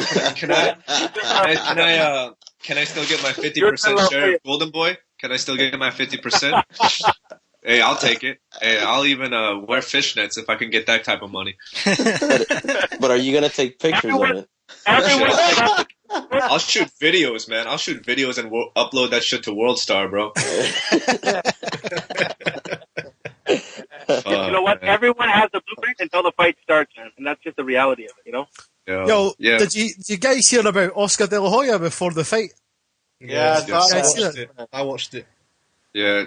Yo, True, do you want to just like wrap up on the Floyd Maidana talk? If anyone else got, some shit to say. Did anyone want to discuss their scorecards? Anyone left to tell us the scorecards? Yeah, go for it, Roos.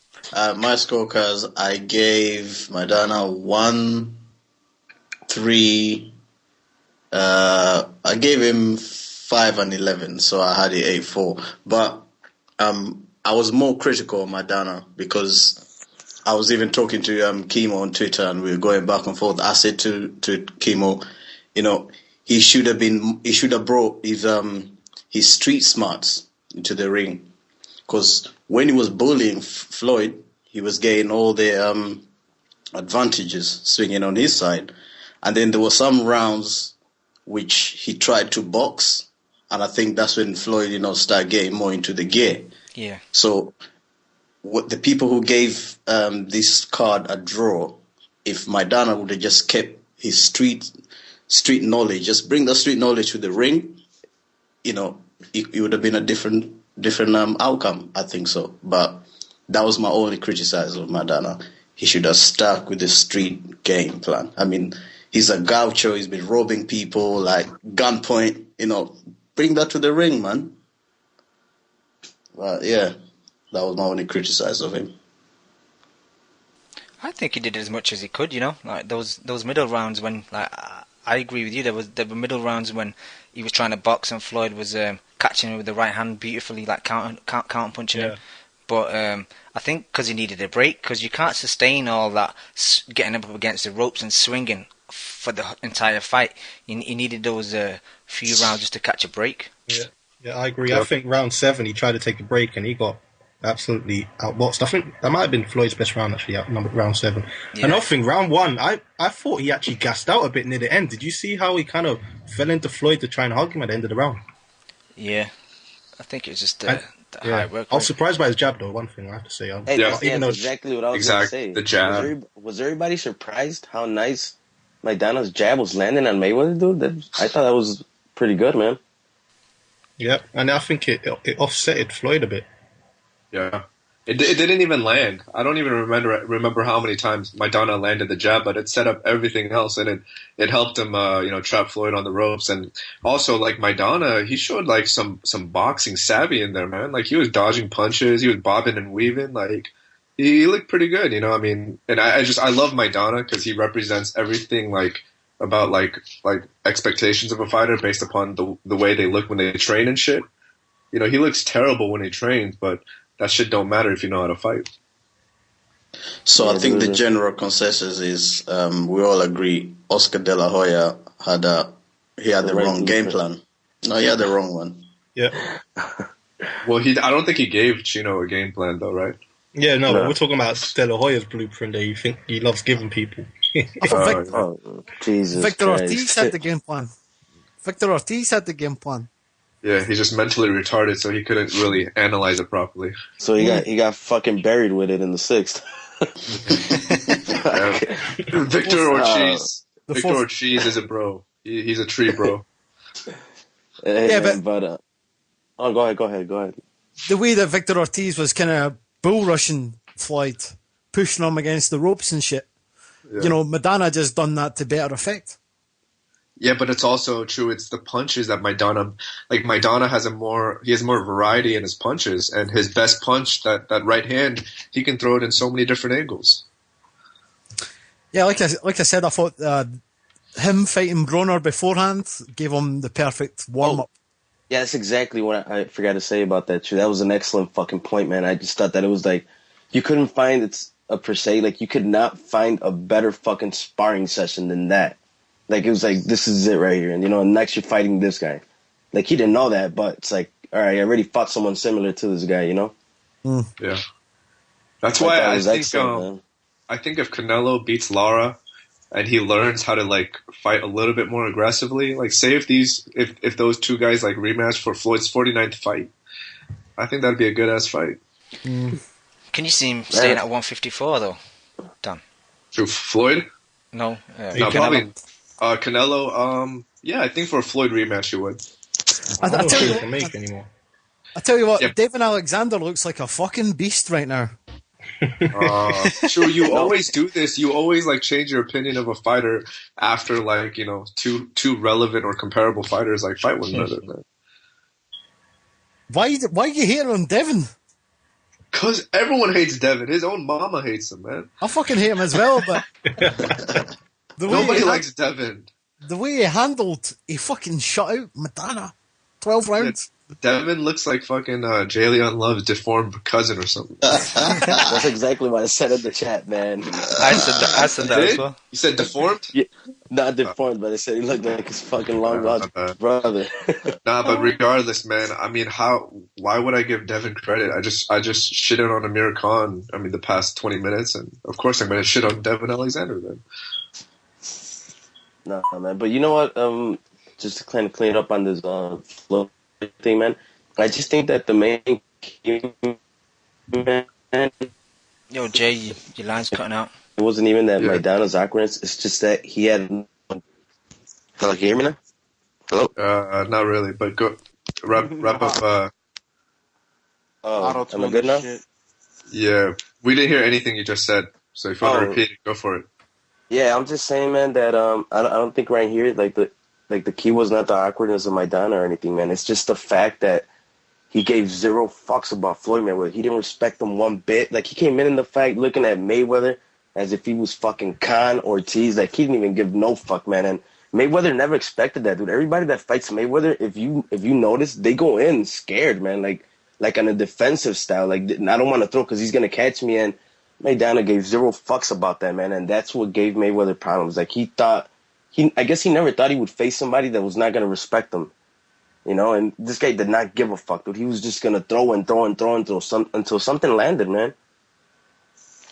He was not scared to get countered, man. He just he went in there giving zero fucks, man. Right. Okay. All right, that was a beautiful discussion by you guys. You guys all made fabulous points, so I gave you guys all an A+ for your analyzation. Man. But all right, now that we got the card wrapped up, do you guys want to talk about the De La Hoya press conference that took place on Friday? I saw it. Ari Gold. Yeah. What'd you think about this fucking prima donna baby mama drama? Oh, I can't. It's his company. I can't really. You know what I mean? You can't really say too much, but I think one of the main reasons is I think he realized, and I did see it in an IFL video after he was walking. Someone asked him a question, and I think he realized that a lot of his Heyman fighters are not actually signed to Golden Boy, and I think that's why he's pissed off. That he's realized that Schaefer lets that happen. And also, Ari, a lot of those fights with Golden Boy, they're a fight-to-fight basis contract, which is kind of crazy if you think about it, because they're, essentially a free agent after one fight. So that's great, like strategic planning by Schaefer and Al Heyman. Yeah, so it looks like Schaefer might be gone soon, unless they sort out. So does that mean like Schaefer and Al Heyman are going to just jump off and start their own shit? I think so. Heyman can't be promoted because he's a manager already. That would break rules, wouldn't it? Would that be? Yeah, but Schaefer has a promotional license, so. Yeah, because I think that would break the Ali Act, wouldn't it? Yeah. Right. Yeah, but I mean, Schaefer can just do it like he's always done it, right? So. Yeah, he could front him, innit? He could front him. Maybe that's why like Oscar De La Hoya is playing nice with Bob Arum, because he's already like planning this shit ahead of time. Yeah. But, that's part of the 12-step program, man. Fuck that shit. Make up with your enemies. Right. Yeah. I don't know, man. I give Oscar props for trying to clear it up for the fans and the media and everybody that was out there, but damn, dude, like, I mean, see, this is what happens, man, when you fucking get into fucking drugs like that. Your whole fucking shit goes, your whole career goes to shit, man. Yo. Because now he's trying to get everything, like, back on track, dude. Like, come on, dude. Like it should be. Yeah, like it should be, but goddamn, man, like, this dude was throwing, I don't know, he was throwing, like, jabs at Schaefer. The same way I found Richard, I could find somebody else. Like, fuck. Cocaine's one hell of a drug. Yeah. And what were you gonna say, Chu? Someone on Twitter said they was planning on making a comeback and fighting Triple G. Who the fuck said that? Who said that? It's on my Twitter feed, man. I'm telling you. But who said it? I want to know. Man. On Twitter? I don't know. Give me his name. I want to speak to this gentleman. Do you think if that happened... Daniel was going to go over there and troll. Do you think if that happened, then Oscar would change the name of the company to Good Boy? I mean, he wouldn't have to change too many letters, right? It would just be GBBP, right? Take away the L. If he fights Triple G, he's going to need a fucking brick of cocaine for the fucking pain. He's gonna need that. He's gonna need the El Chapo connections. Triple G at 154, man. I'm telling you, it's on my Twitter feed. I'm gonna check it right now. Oh, I don't think De La Hoya can even make 154 right now. Man. Yeah, exactly. Yeah, I think if he said middleweight, maybe, you know what I mean? Hey, man, look, you know what I think it's happening, man? Honestly, I think he's really pushing for this fucking, like, if he sees that Schaefer doesn't want to work with him, and Al Heyman, then okay, then you know what? I think they're really going to push for that fucking Canelo Pacquiao watch, man. They're really going to try to push for that. That's a mega fight, man. Yeah. And, I would rather see that than fucking Adrian Broner calling out Pacquiao, man. This dude is a fucking idiot. Broner's trying to cash out, man. He knows he's done, man. That's what I think. I think he's just trying to get on. He's just trying to use his name for promotional use, you know? Yeah, maybe. Exactly. Yeah. Right. Yo, did you guys see Robert Garcia throw a water bottle at Lil Wayne? Oh my god! right in the face. Yo, Lil Wayne was he was pulling that. Hold me back, son. Hold me back. I don't think he knows that Garcia is a former boss, so that's why. Did you hear his soft ass voice? Come on, dog! Come on, dog! Yo, my mom. I would pick Manny Pacquiao's mom to beat Lil Wayne's ass, man.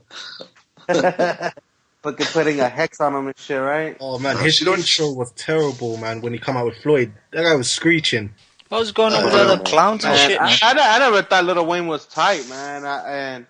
And like when I see him perform live, every time he comes out with Floyd Mayweather, I'm like, oh come on, man. Can't he just get somebody else? Yeah, like 50 Cent, right? 50 Cent puts in that work, right?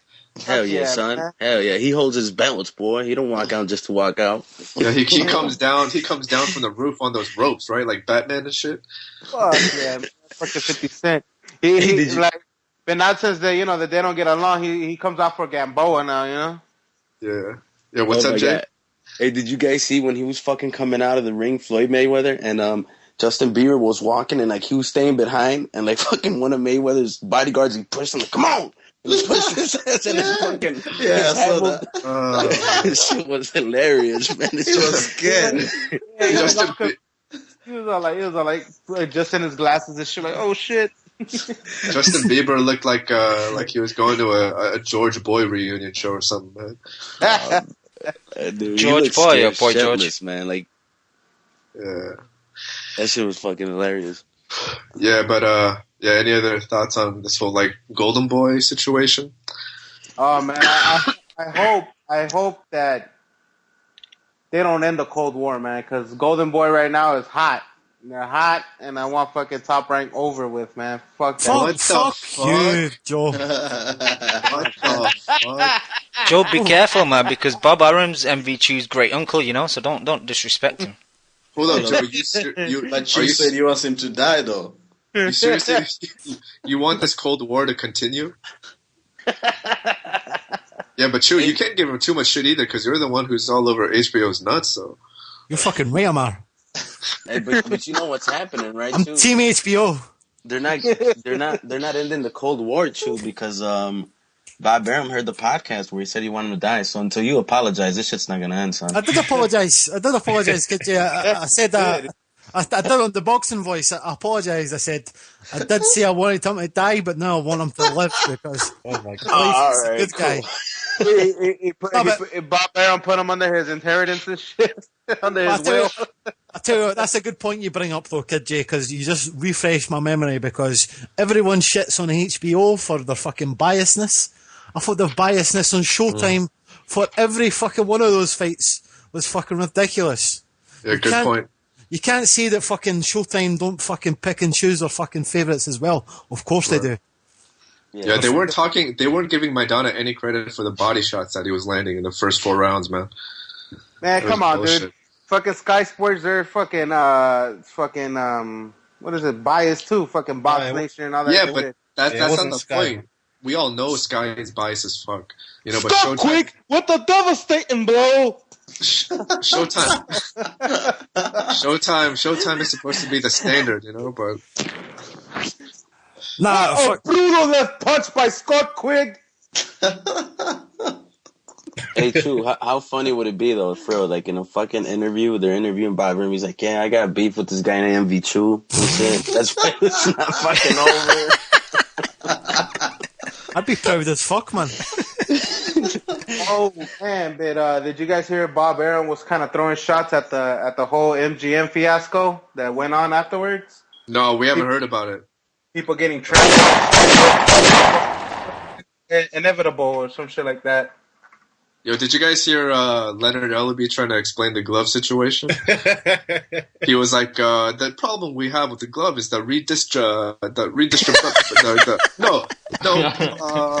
essentially, the problem is there's not enough damn padding. That's what motherfuckers are dying. It's a horsehair in the gloves.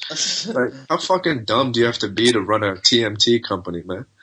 I think the dumber you are, the higher you get up the totem pole.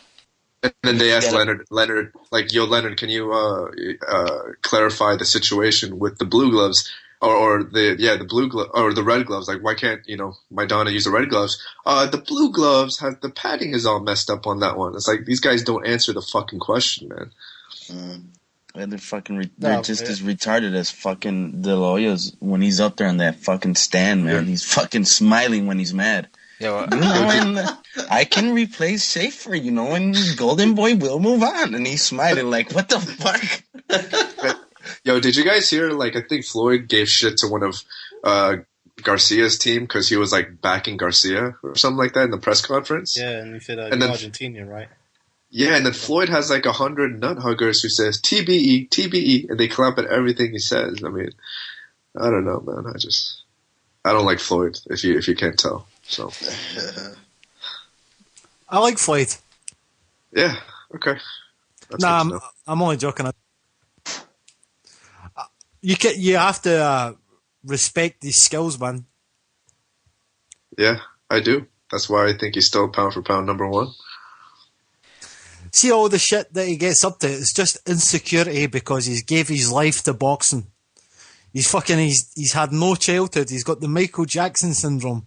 He needs fucking... No, Papa seriously. Floyd used to beat him and shit, right? Yeah, I mean, he's had no childhood. He's fucking... his father and fucking uncle live their life vicariously through him. That's a lot of pressure, man, and he needs that fucking reassurance constantly. That's why he's got about 20 guys fucking telling him he's the best ever because he needs that. If he doesn't have that 2 months inside this fucking prison cell, he fucking falls apart mentally, man. Yeah, he's so insecure. Like, his insecurity just bleeds through everything that he does. And I feel kind of bad for the guy because, you know, he's got all that money in the world and he still, you know, probably isn't really secure about himself. Do you guys think that Miss Jackson thing kind of affected him? Is it true anyway? I do not give a fuck. But if you guys want to, you know, chime in, get your TMZ hat on, go for it. That's some gossip shit, man. But it might affect him. I think it is true though. The way he's acting. I think it kind of probably did, but who gives a fuck, man? Yo, did you guys see Miss Jackson in the next Nelly music video? Oh yeah. Yeah, it's getting hot in here, part 2. Yeah, it's on YouTube if you want to check it out. What do I type in? Dude, I'm trolling, man. Ari's like, where's Miss Jackson? Hell yeah. Ari started typing that shit. I'm not gonna lie, I already had YouTube open. Yo, Miss Jackson is a fucking dime piece, man. I ain't gonna lie, man. Yeah, that woman. I was watching an interview actually where Floyd was shitting on her, man. He was saying how she got a chin done, nose done, tits done, ass done, cheeks done. Well, yeah, I'm everything. sure she has. He said everything, man. I was laughing, man. I couldn't believe it, man. You know what? I don't know who she is. You know, I don't know what she looks like because all that like non-boxing stuff doesn't interest me. That's just like you've seen soap her, operas. man. If you watch the she's bad if you watch the Guerrero fight, you've seen her. Man. And the Cotto fight, you've seen her because she was in the crowd. Okay. And I remember one time HBO zoomed in on her and they were talking about her and shit. Right. Yeah, her and looking at her dress with the exposing breasts and shit. Emmanuel Stewart was in awe, man. Yeah, her and Rachel, you know, Carl Froch's wife. They're top 2 pound for pound, man. Nah, Trout's wife for me, you know. Nah, fuck, dude. Oh my, maybe it's because like you guys don't live in America. Do you guys? We don't have. Hold up, you see girls like that every single day in Southern California, man. That's one thing we don't have over here. We don't have like Mexicans or South Americans. You guys are really gonna leave Bradley's girl out? You guys are pussies, bro. Yo, no. What about beef? Yo. Suck your beaker, man. Hold up. Suck your beaker's wife. Yo, hold up. Yo, Bradley's wife and Sakio Bika's wife, they're like Sugar Ray Robinson. Yo, like they're even past the pound for pound. They're like on a pedestal, you know? They're a separate level. That's how Come on, Dan. There's levels to this shit. You're comparing Bradley's wife to fucking Psycho Bika's wife. Come on now. My bad. There's levels to this shit. Oh yeah, my bad. Sakio Bika's wife is tier number 1, right? Levels regarding enrolls or what the fuck? Nah, fucking levels as in I would actually bang fucking Bradley's wife. I wouldn't touch fucking. I wouldn't touch Bika's wife. Yo, Chu, you would bang Bradley's wife with a couple of those Trader Joe bags, right? Where you can't see their fucking face with it. Not to shit on Bradley's wife, man, but I bet if she lost a fucking couple pounds, man, that bra probably be a little piece right there too. Oh my god, ski meds, man. A couple of straw weights. Yo, Ski Mask, you and Bradley's wife would be perfect together, man. They would both bang with masks on. Yeah. They just turn off the lights and start bumping uglies, dog. Fucking Ski Mask and Bradley's wife, they're a match made in heaven, man. So the fight you hit the buffets and shit. Bradley's wife looks organised as fuck, man. She'd probably fucking make sure everything went smoothly. Yeah, she's right on time, man. Do a review at the end of the session. You're right. she has everything organized as far as like she knows when the fucking breakfast buffet's over, lunch buffet starts. You know. Yo, but think about it this way. Yo, that's really disrespectful, man. Yeah. Saying you won't bang Beaker's wife is not disrespectful. This is a professional show, Ski Mask. But hey, think about it. Tim Bradley's wife basically replaced his manager, right? Like Sakio Bika, if you're married to Sakio Bika's wife, I mean, you could replace your trainer, your strength and conditioning trainer. I mean, you can get rid of all of them, right? Your bodyguard. Bodyguard, fucking everything. In the end, you'll just end up like Shumanov and shit. No fucking body. Shumanov is just a loner. And also, fucking in a world of his own. And also, if you're married to Sakio Bika's wife, you'll get all the sympathy. You'll get all of the sympathy pussy because all of the girls will be like, "Oh, at least Sakio Bika, he sees through, looks and everything. He cares about what's on the inside, So. Yo, ski mask. Fuck seeing through looks. That motherfucker's blind. Yo, ski mask. I think she originally got with her to get that green card to get to live in Australia, man. Is that how he got the? Is that how he got the green belt too? No, Ski Mask. Dave the Sinister in the chat asked Ski Mask if he would fuck. Where's it gone? Ask Ski Mask if he would fuck Beaker's wife if it meant he could get to Bradley's wife. Yeah, man. Fuck it. Yo, I'll use that nose to scratch my neck somehow. Shit. Yo, you know those memes you used to get? Forever Alone. Those kind of memes. Someone needs to put Shumanov's face on one of them, man. Man. Dude, come on, bro. The fucking honestly, guy built a gym. No trolling aside, like I feel like a dickhead right now, man. I do as well. I apologize. I apologize to Tim Bradley. Yeah, apologizing in advance too, man. Fuck. I think we went overboard, Brad. Fuck apologies. We probably owe compensation to fucking Bika. Yeah, we can start sending him some of those bags, right? Yeah. Went the fucking dumpster, dog, behind his gym. Yeah, sorry, y'all. This is an internet show where we can all talk all the shit we want because we know there's no repercussions, right? You'll start lying off one by one. I know what's going on. Well, we don't know what contracts Cam's got, so that's why I don't have a Twitter handle. Dan's clever. But yo, guys, any other topics you want to bring up before we just have a quick discussion over the weekend's fights? Roch Groves, man, I can't wait till I see that fight. Week, man. That's not next week. Yeah. Wait, that's next week, right? No, that's not next week. That's their last week of May. That's the last 31st. That's 3 weeks. Wow, Ski Mask. You're always on point, right? With the dates and shit. Oh, razor sharp. Yeah. Now, before we move on, let me ask you if do you think that the rematch will happen between Maidana and Mayweather? I think it will, and I think Floyd wins because he doesn't need to adjust. Well, he will need to adjust still, but it won't take him as long. And I think he will be on his bike more this time. Yeah, I agree with that. I think that he will win a rematch more easily. I think he will get the rematch, but he'll just completely outbox him. He won't go none of that bullshit like stay inside the pocket or allow Maidana to stay inside the pocket. He's just gonna fucking completely outbox the shit out of him. Yeah, but you guys are kind of discrediting Maidana right now by saying that, though. I don't see what Maidana could really improve on. That's why, really. Well, he doesn't have to, really. He just utilized the same game plan. Well, he does need to improve because he didn't do enough.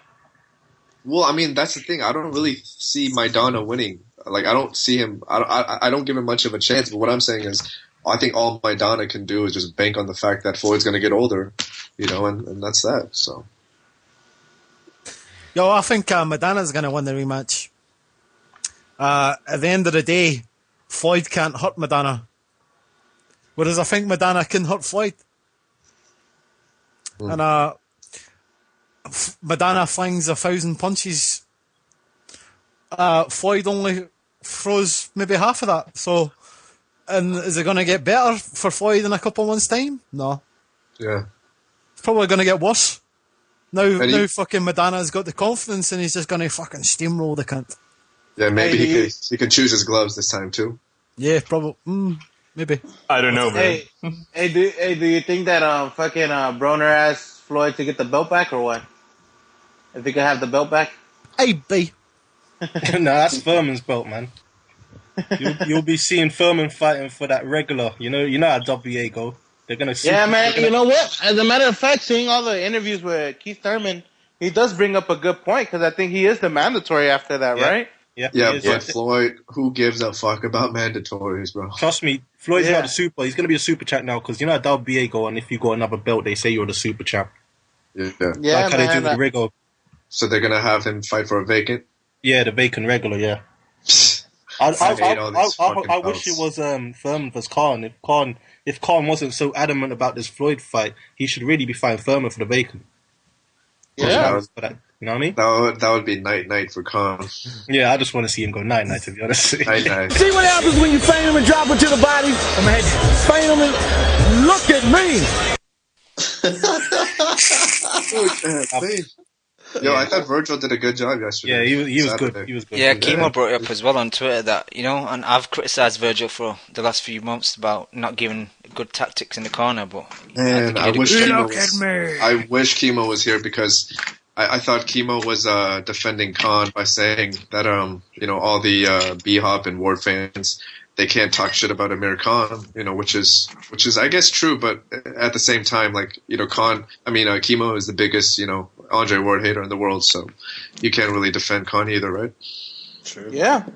Look at me. But I wish you would be here so I could argue with him. Let's send a message out to Chemo. Reply to us if you need that Friday Chemo special to rebuttal. Okay. You don't see any interviews with Ward? Oh, I thought you were gonna say any interviews with Chemo. Oh man, didn't Floyd kind of give Ward a shout out? Like, I know you want to jump back to the Showtime. That's shit over here. I like that little jab though, because I swear at one point Showtime wanted to make him the face, didn't they? After he won the tournament. Yeah. Ward, yeah, but that's when they had absolutely no one in their stable. Yeah, true.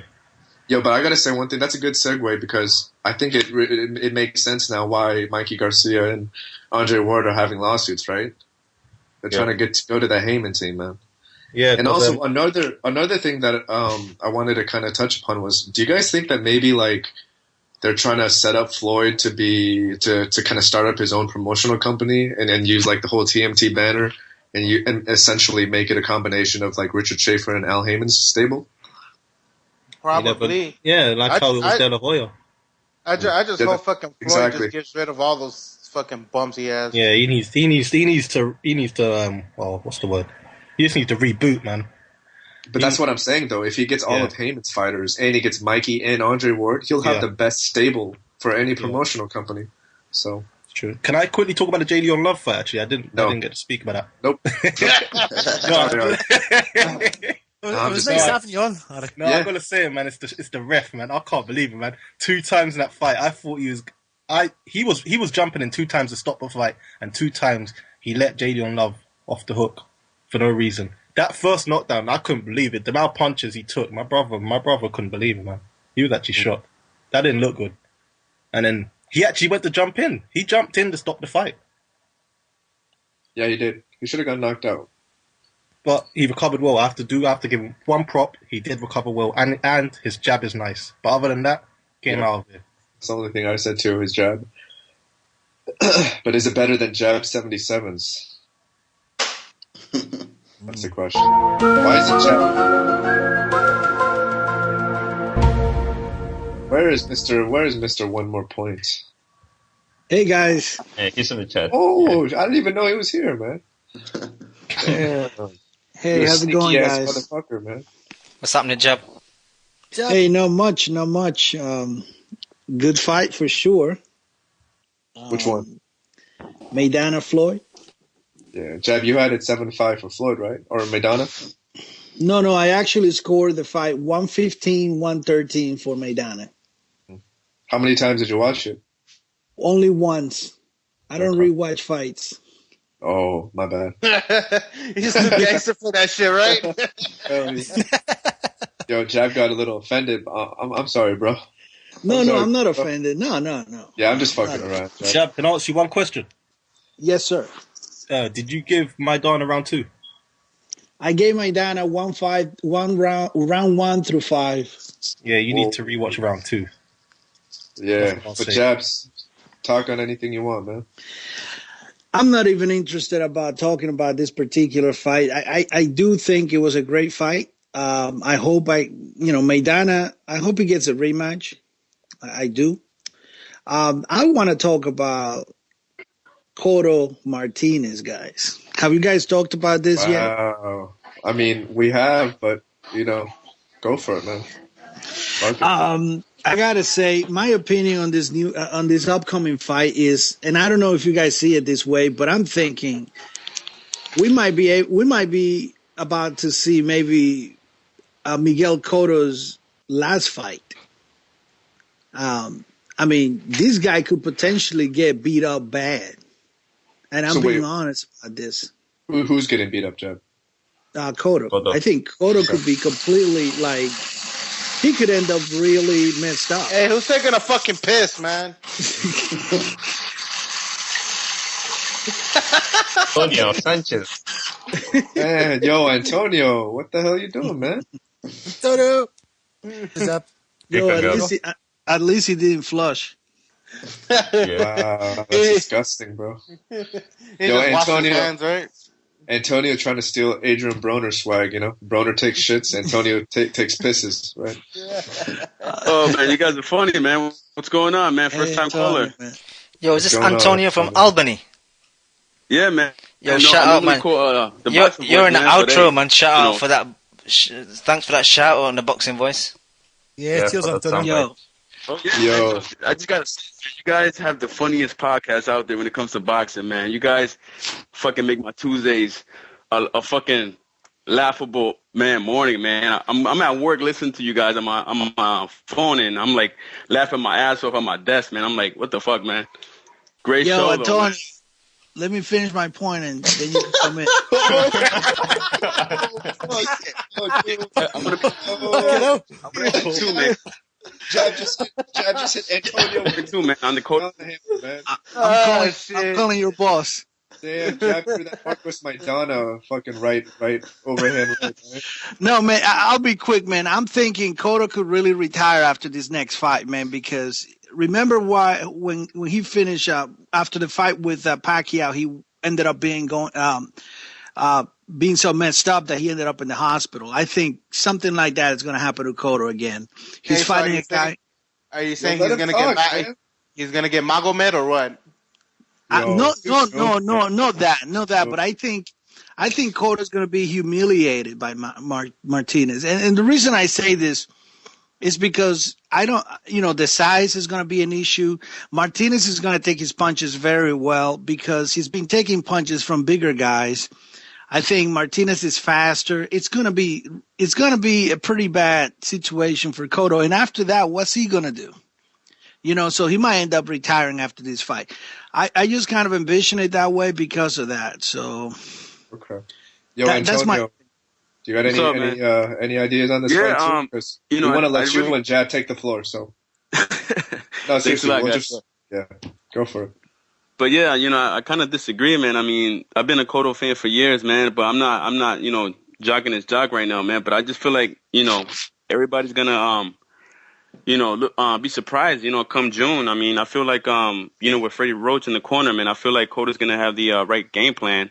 And with all these things going on with Martinez, man, I feel like Cotto is taking him on in the right moment, So I feel like this move up to 160, man, it's gonna be a great event, and I just feel like he's gonna beat Martinez, man. I mean, because we all know Martinez is not a pressure fighter, man. I mean, and Cotto, we can't say he's not a good boxer. He's a great boxer when he wants to be. We all seen it in a few fights, with bigger guys like Margarito, guys like that. But I just feel like he's gonna do it come June, man, and he's gonna be the first Puerto Rican to win 4 different titles in 4 different weight classes, and That's the way I see it come June, you know. And I feel like if he does win, man, I feel like down the road we might see Mayweather Cotto too. If Mayweather doesn't come up with some stupid opponents, man, cuz come on, man. What does he got left? Yeah. You know? Yo, Antonio, you're Puerto Rican though, right? Just to let everyone know. Oh no, I'm from the UK. Oh, for real? Oh wow. This guy got me. But Cotto fan. No, I'm fucking with you, man. I'm Puerto Rican. Yeah, I got you. But hey, wait, are you sure you weren't pissing in the cup, dude? Because man, we gotta check you for some fucking drugs. Cause you're high off your ass.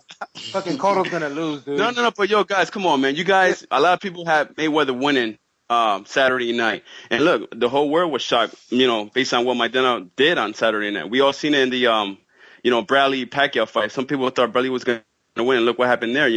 This year, man, it's been nothing but surprises, man. So you never know, Yeah, I agree with you, Antonio. I mean, I said for the longest time that I thought Martinez was going to win convincingly, but the more that I think about it, like so much of this fight, like I don't even try to break it down anymore because both of these fighters, like we're not really sure like what kind of shape and condition they're going to be come fight night, right? I mean, both of them are past their prime. Sergio is coming off of a major knee surgery and he hasn't really healed properly. And Cotto is, sure he's coming off of a decent win against a nobody, but there's just so many like kind of X factors that go into play leading up to the fight. So it's a hard fight to call. Hey, what do you guys? I just started listening to the show, but what do you guys what do you guys thoughts on the this past weekend's fights? I mean, what do you guys think about Maidana and what he was able to do to Mayweather and stuff like that? Like just listen to you the guys podcast. Fucking laughing? Yeah, you might have to listen to their podcast tomorrow for that shit, bro. Tomorrow you go to work in the morning. Like Tuesday morning. But no, yeah. I just feel like I feel like the rematch should happen. I mean, what else is out there for Mayweather other than the winner of Laura and Canelo, which I don't think Mayweather's gonna take. I feel like after Saturday night, based on what Maidana was able to do Mayweather, I think Canelo could do the same exact thing, man. I don't know why the fuck he did that in the first time we fought Mayweather, man.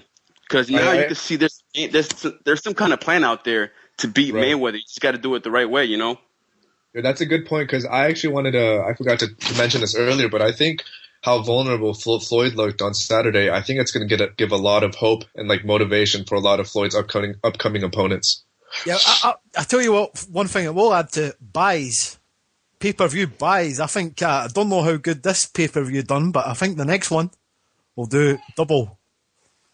Yeah, but I feel like the general public, like I don't think it's that simple where a rematch will automatically do more buys, even if the original decision was somewhat controversial. I mean, look what happened in the Pacquiao-Bradley rematch.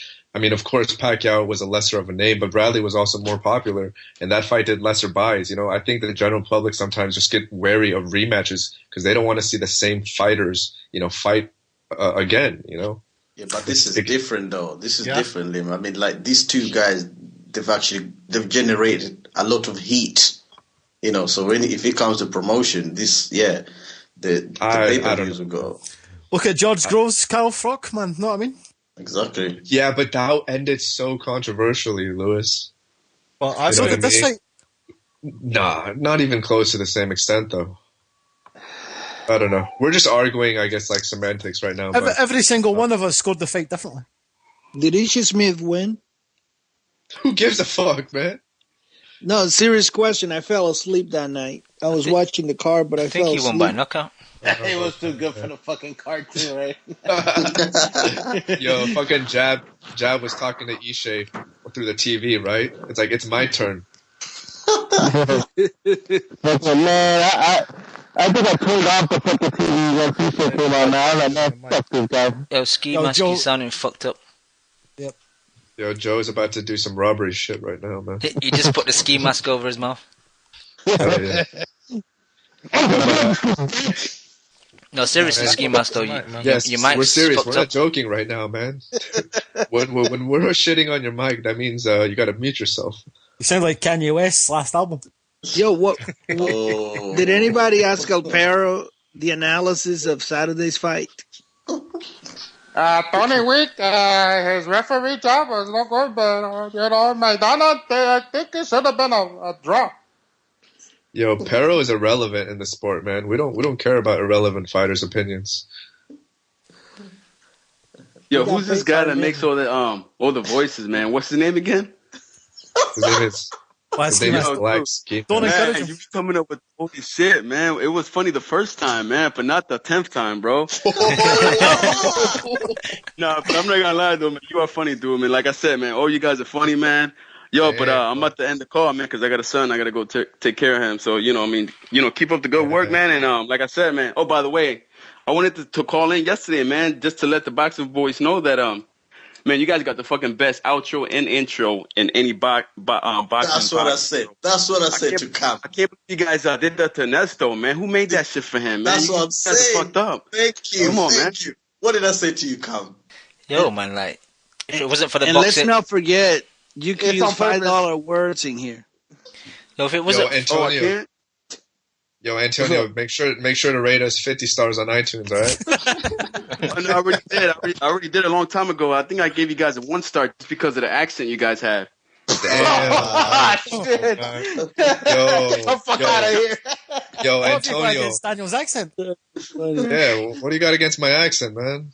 You can hear the Asian yours, in it?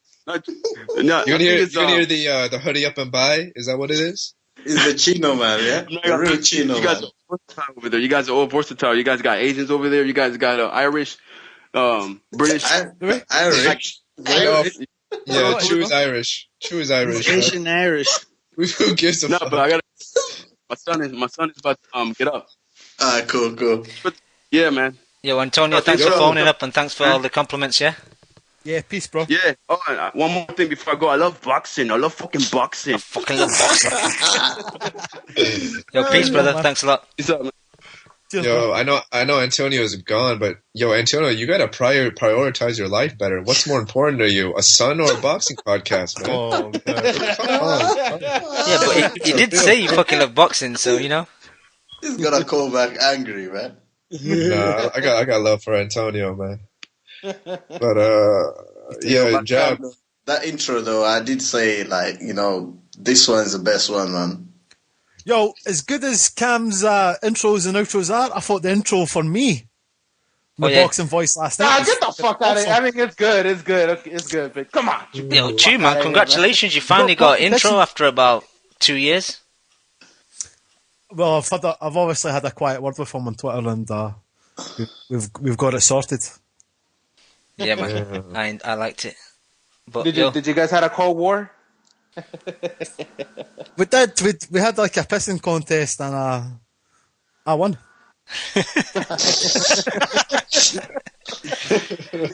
Shit! Today's episode is a lot of nonsense.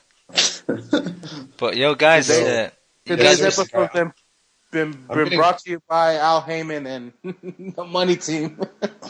No, listen, there's a couple other things I wanted to talk about. For one thing, Terence Crawford, Gamboa.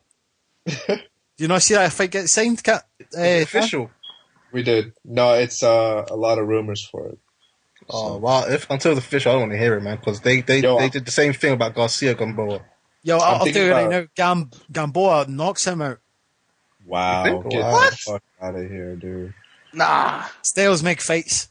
Okay, yeah, that's what I'm saying. I think Terence Crawford's style is all wrong for Gamboa. No, Chew's upset, man, because of Burns, man. God damn. Hell yeah. Well, it's his performance against Burns that's making me pick Gamboa. Go for it, though. What about Crawford's style do you think Gamboa can capitalize on? Well, if Crawford lets Gamboa hit him like Ricky Burns hit him, then Gamboa's going to knock him out. Ricky Burns hit him? What makes you say that, though? Like, you saying that you're implying... Are you implying that Crawford may not have a good chin? We don't know. But, and what do we know about Gamboa? The motherfucker gets dropped every fight. Where is the power in Crawford? I've not seen it yet. No, that's not my point, though. I'm saying that lesser fighters than Crawford, even in terms of power, they drop Gamboa. Somebody's always got to go. Okay, yo, wow. Answer the question, man. What? What is the question? I'm bringing up the point that Gamboa always gets dropped. So he what? Always gets dropped. So what? You think he's going to be able to knock Crawford out? He gets dropped, then he comes back and wins like a champion against bums. Who? I mean, he fought that one Filipino guy. Salido? No, that was a long. Dude, that Gamboa is long gone, my friend. Who was the guy he fought? He fought some guy named Michael Farinas, and he fought some nobody in Canada. And he looked like nothing. So are you guys implying that Gamboa is pretty much done? I think so.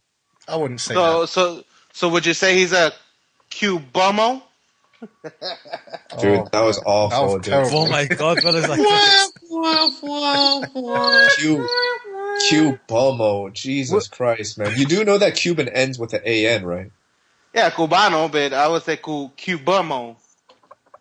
We've got other news. Just say it's a saltwater bump. Steve Kim on his Twitter feed, thanks to Gun28 in the chat.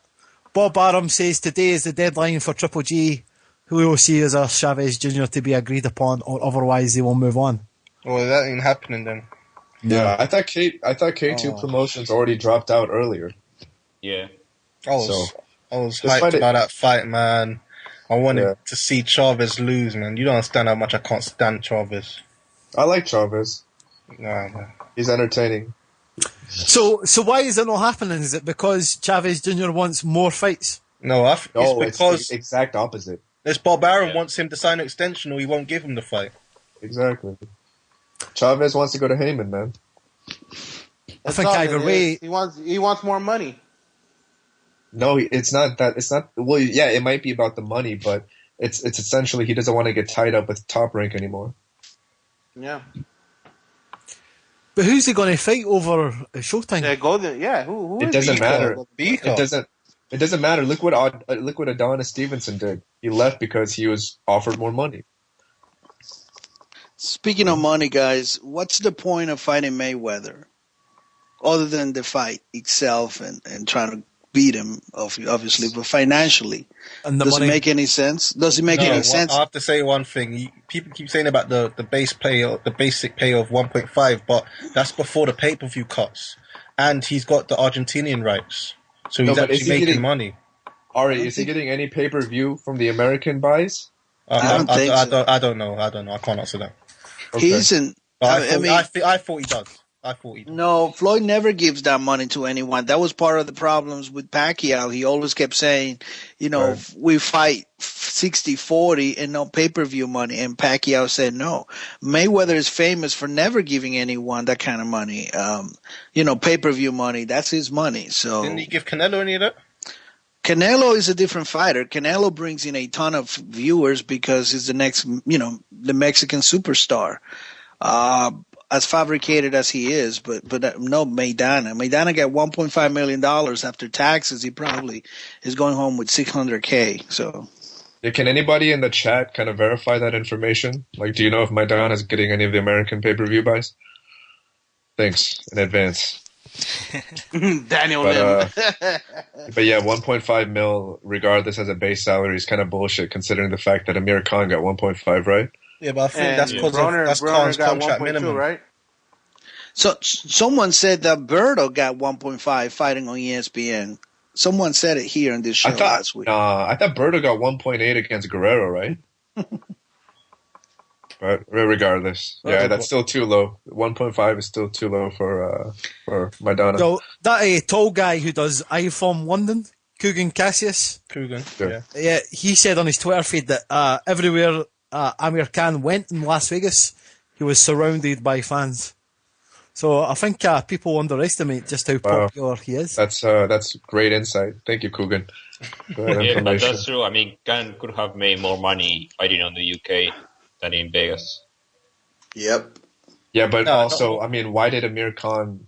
I mean, why did he fight in his comeback fight from Danny? Why did he fight in an arena that hasn't been used for 30 years? I mean, is that not a compliment? No, it's I'm bashing Amir Khan, his popularity. Okay. Yeah, because I don't think the guy he's not as popular as people believe he is. from my opinion. And I was at the Danny Garcia fight in person, and it wasn't even close to being sold out. Yeah, but at least he comes from a country that generates money. I mean, yeah, Pakistan. If you see Maidana, no, come on. If you see Maidana, I mean, he didn't bring anything to the pay-per-view other than, Hold on, let me ask you a question. How many white UK fans really support Amir Khan? Khan, I'll say it right now. Khan isn't loved like he used to be loved. It's true, Cam. Cam, I'm saying it to you. You have to admit. Over here, he's not. The problem is, Ari, a lot of people jump on bandwagons, Nah, you trying to say that at me? No, I'm not. I'm just saying in general. Right. I'm saying people on bandwagons, he takes a loss or he has some bad performance and they jump off. But boxing is all about bandwagons. People do that all the time. That's just how it is.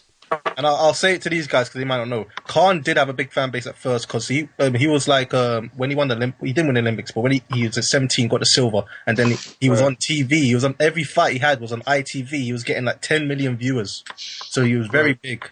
That was why. Then he moved over to Sky and he kept having fights on pay-per-view only. So people stopped watching his fights, and a lot of people they never saw his fights again because it was on pay-per-view every fight. He even had what was that guy he fought that bum he fought?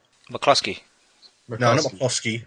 That American guy, man, who hasn't fought since. Salito. Yeah, Salito. That fight was a paper. I couldn't believe it. Yeah. Yo, I mean, I'm telling you guys, when I was at that Danny Garcia fight, when Amir was, I guess, at the height of his popularity, there were hardly any Khan fans at the fight, dude.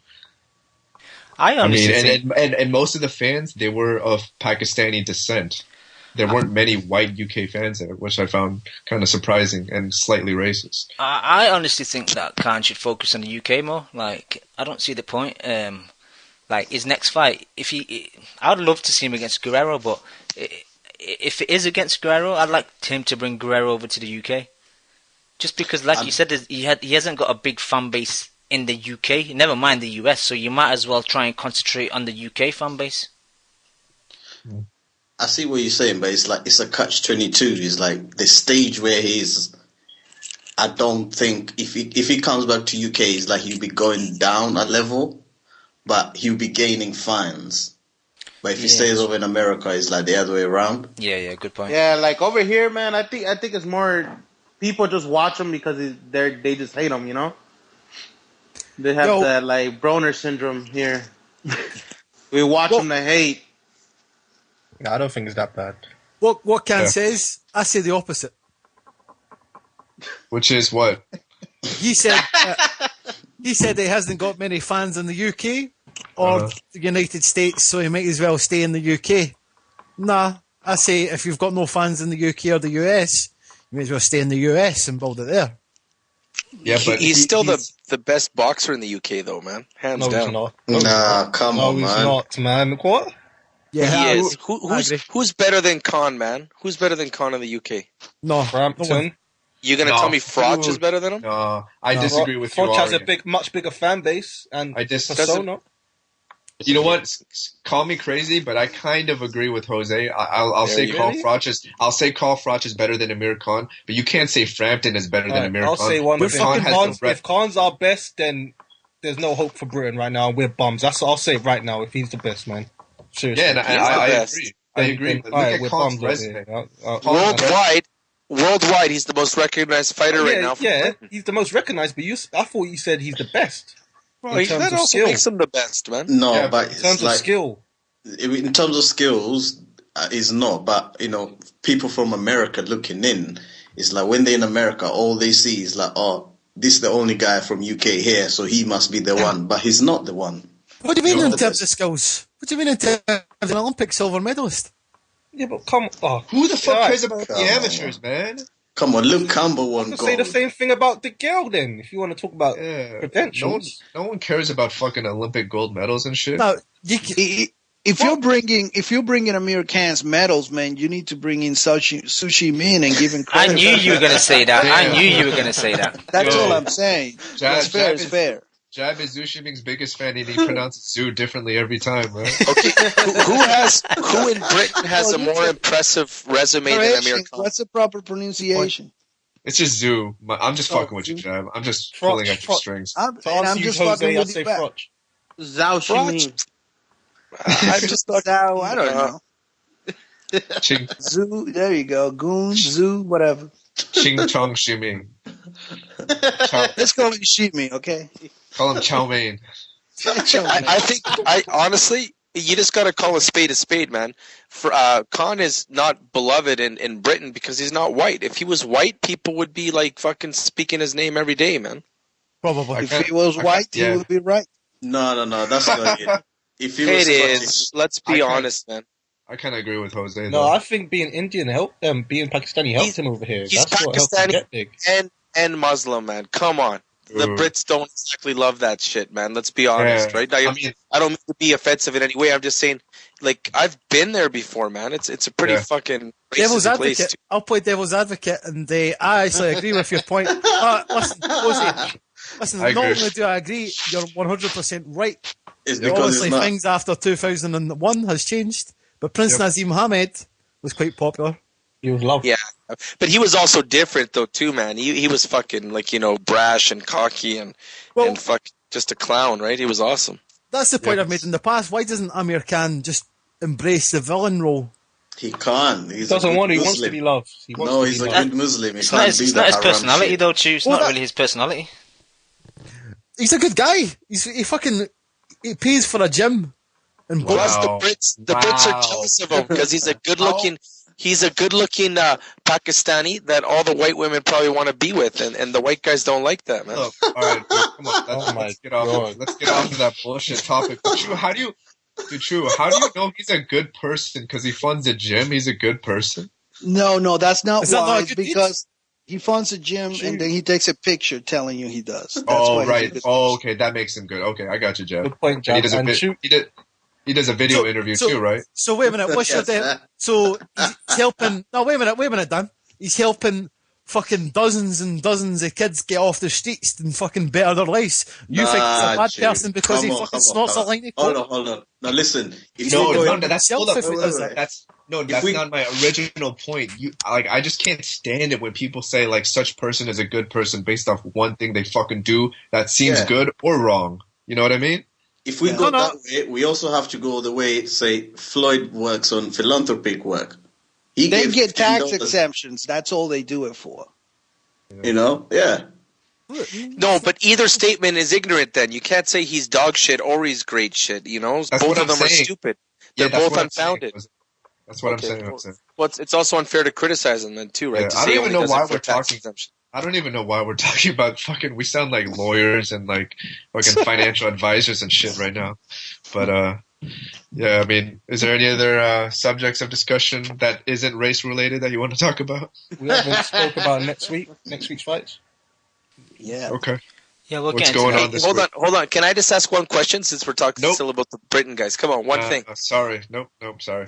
Can you guys equate Froch and Groves fighting? Picture them being two well-known Americans. What does that equal in your guys' mind in terms of a fight?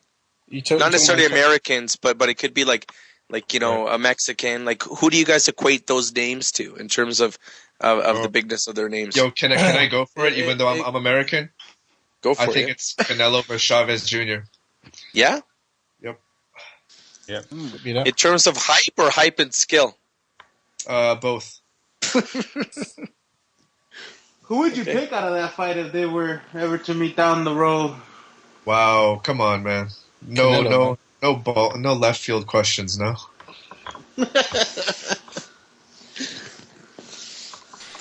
Khan the bum.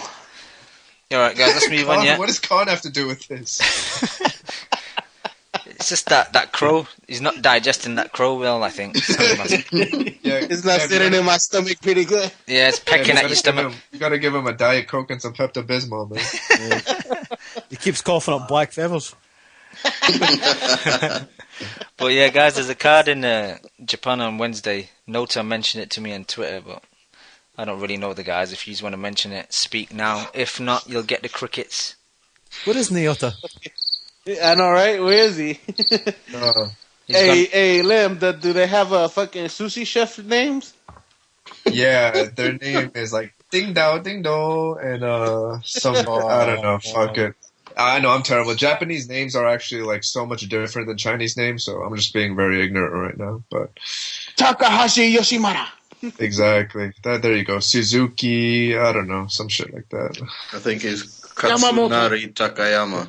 Yeah, Yatsumoto, and Shin Ono. Pretty much all of the characters in Kill Bill, right? Crazy. Fucking all the fucking Street Fighter characters and shit. Oh yeah. But yeah, no, that's more really Chinese, like it's a quiet weekend in boxing. The main fight is in LA, ESPN. Chris Arreola versus Bermain Stavern, the rematch. Yeah. Going to Ski Mask. Arreola, for sure. What do you think, Ski Mask? It's gonna be who? Arreola. Who? Man, this guy laughs. Ski Mask. Yo, Ski Mask laughs at his own jokes because he's already preparing for that fucking cricket soundbite, man. Right? No, I actually think Arreola might probably pull it this time, man. I mean, the same feeling. Looking at the dude from the Josecito fight where he was there. He looks much more like. I bet he still looks fat, like once he takes off that shirt. But the dude looks kind of like in shape this time around. Yo, Ski Mask, I love your choice of words, man. You said he probably might.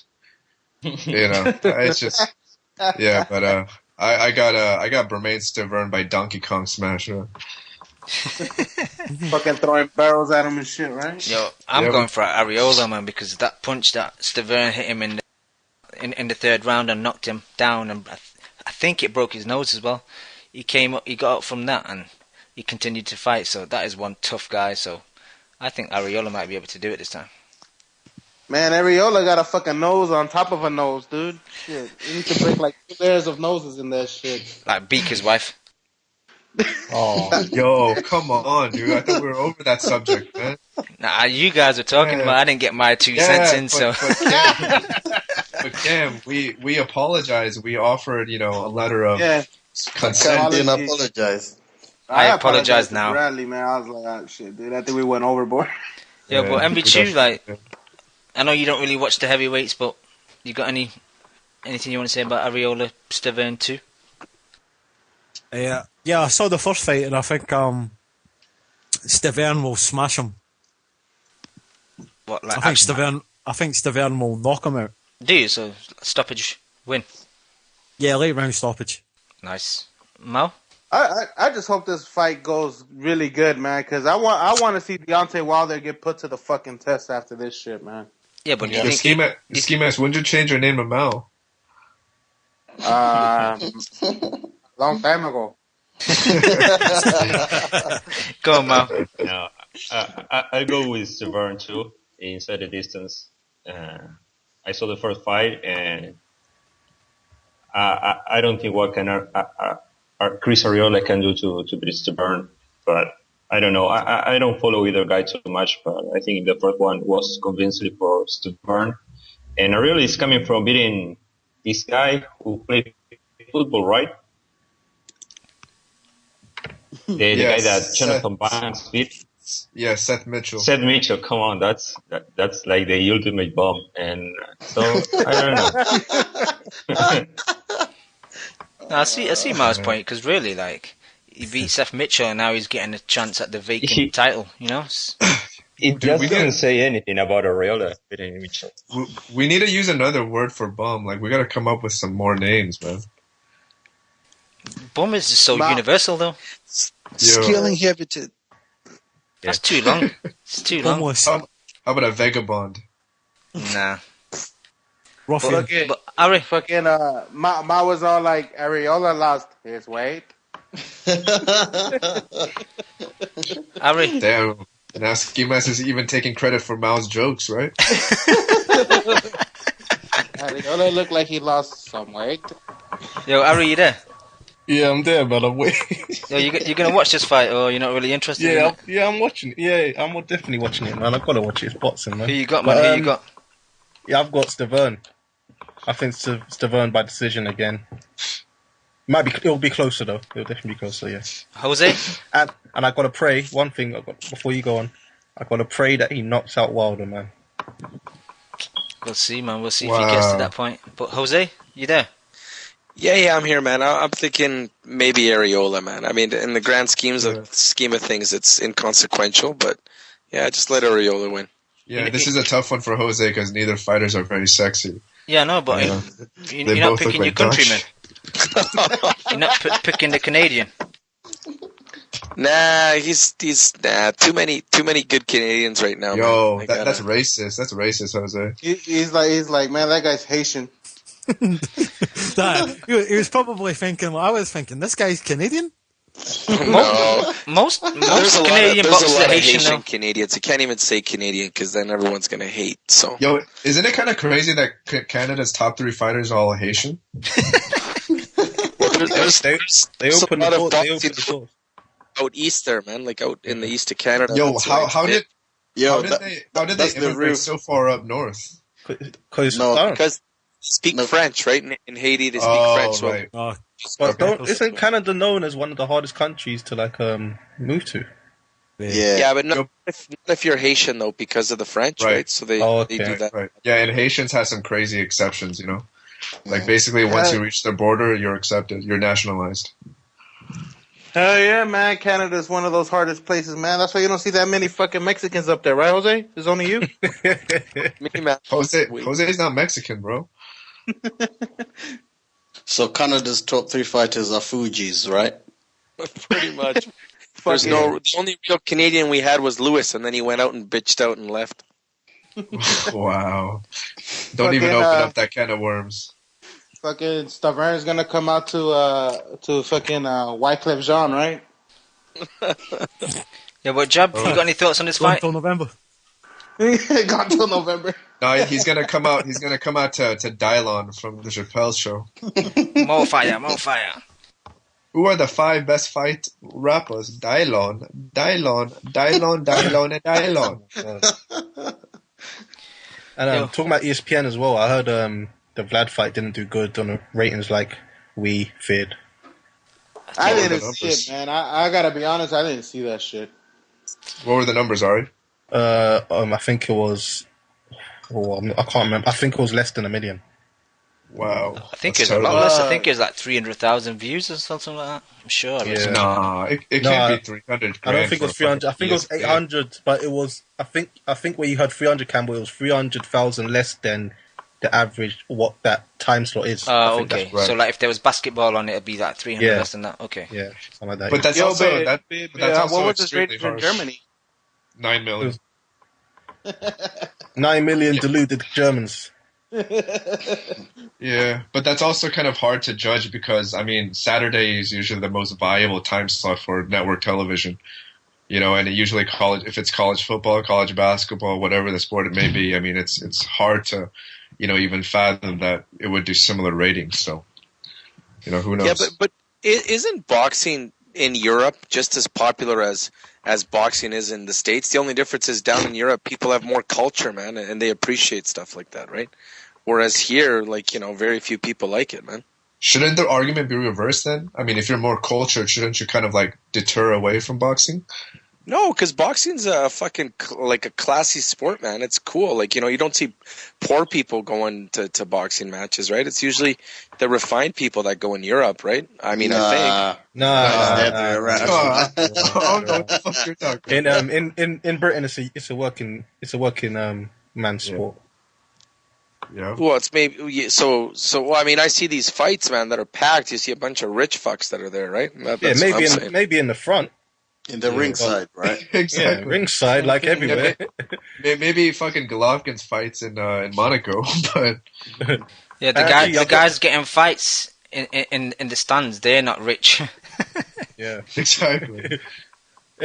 Can we realize it's every time they're in Manchester? Yeah, every time they're in Manchester, that's Manchester for you, man. What can I say, man? We're just too thuggish. And actually, I've got the official ratings here. It was 468,000, and usually for that time slot they get 1.4 million. Yeah, so that's a big so loss. So $1 million less. Yeah, that's crazy. It's atrocious. Yeah. And Teddy Atlas called Dancing on Ice or something that night. And Teddy Atlas called Klitschko Russian, which was quite funny. Yeah, so all right, for Stavern Arreola, I got Stavern, but Do you guys know how this whole shit is gonna work? Like who they're gonna have to fight if either fighter wins? Like, because I know there's some kind of like match or like playoff system, right? M. Bison. Doubts him. I think whoever wins gets Wilder as far as they get Wilder. Yeah. But wasn't what's his face, Brian Jennings versus fucking Ness GTO? Weren't they supposed to fight too? Ness GTO. Mike Perez. Oh, Perez, you mean? Yeah, Dan, I heard they get the fight after Wilder. Oh, okay. Perez set up 2 mandatories. I'm talking about Nestor Gibbs, man. Yeah, I know that guy looks just like him, man. I know. Yeah. No, Ness looks like D. Ray Davis, man, the comedian. Who the fuck is that? You don't know D. Ray Davis, the comedian? Nah, I don't fuck with. Poster pic. Dear, I looked him up on Google. Oh man, yo, but Ness and what's that face? The Perez, they're saltwater bums. This D. Ray guy is black. No, D. Ray. I got my eyes on you. I got my eyes on you. Be careful, man. Ness listens to this, you know. He might get hunted down. Don't worry about lawyers. If you get fucking cut off early, right? Yeah, man. Don't worry about lawyers and shit. If you got Ness after you, that's a bigger concern. Yeah, but I never call in, so it doesn't affect me too much. Not yet. No, not yet. All right, but hey, is it okay since I'm Asian? Is it okay if I claim Marcos Maidana as my own? Only 50%. Seeing as though he's called El Chino, yeah, go on. All right, cool. Now I got Gennady Golovkin and Marcos Maidana. That's a pretty formidable 1-2 punch, right? What are we talking about? And Provodka too, right? Half the face. Yeah. Does anyone know about the Chavez Jr. Golovkin? How that's are you gonna claim Ruslan too, bro? He looks kind of Asian, right? I'll claim Ruslan, and I'll donate Zhu Ximing to the Cubans, man. Right? Because Cubans they actually value gold medals more than they do pro fights, right? With like fucking Dave Chappelle and shit, we the Cuban delegation. Yeah, and I'll donate Jeremy Lin to the Puerto Ricans because I know they like basketball. So. Oh shit. Yeah, but so back to Stavern Arreola. Anybody really care about that fight? Who you got? I think we've got that. I don't know, man. I don't know if there's like a bunch of hype to that fight, man. I don't even know if the fucking place is gonna be even sold out. Yo, where is the fight happening in Ski Mask? It's at the Galen Center at USC. In USC in LA. Yeah, I used to go to that school for a year, but what type of capacity? It's a basketball arena. It's in a school. Yeah, it's a college. It's a university. It's like I think 12,000 people, 14,000. Yeah. So hey, if you wanna party with some fucking sororities, man, you know, I'll give you the name of the best ones on the row, so to speak. But that's pretty much the only reason why I'd go to that fight. Dan's got the connections. But yeah, let's move on. There's 2 fights in the UK. One is I'm not really interested in Derry Matthews versus Martin Gethin, I think, for a British lightweight title. Derry Matthews is very past his prime, in my opinion, so I'm not really bothered about that. Ari, do you want to say anything, or crickets? Crickets, you know, fuck Derry Matthews. Alright, and then the other fight is Kid Galahad's fighting an Australian guy, Fred Munderby. I can't pronounce his name. Yeah. That's in Sheffield. It's African, isn't it? He's fighting? Australian, I think. Oh, is he Australian? Yeah. Let me check. I thought it was African, because it's Commonwealth. It's Commonwealth belt, isn't it? Yeah, it's Commonwealth, yeah, but I'm sure he's from Australia. Queensland, yeah. G'day. Yeah, you can hit the crickets on that one too, right?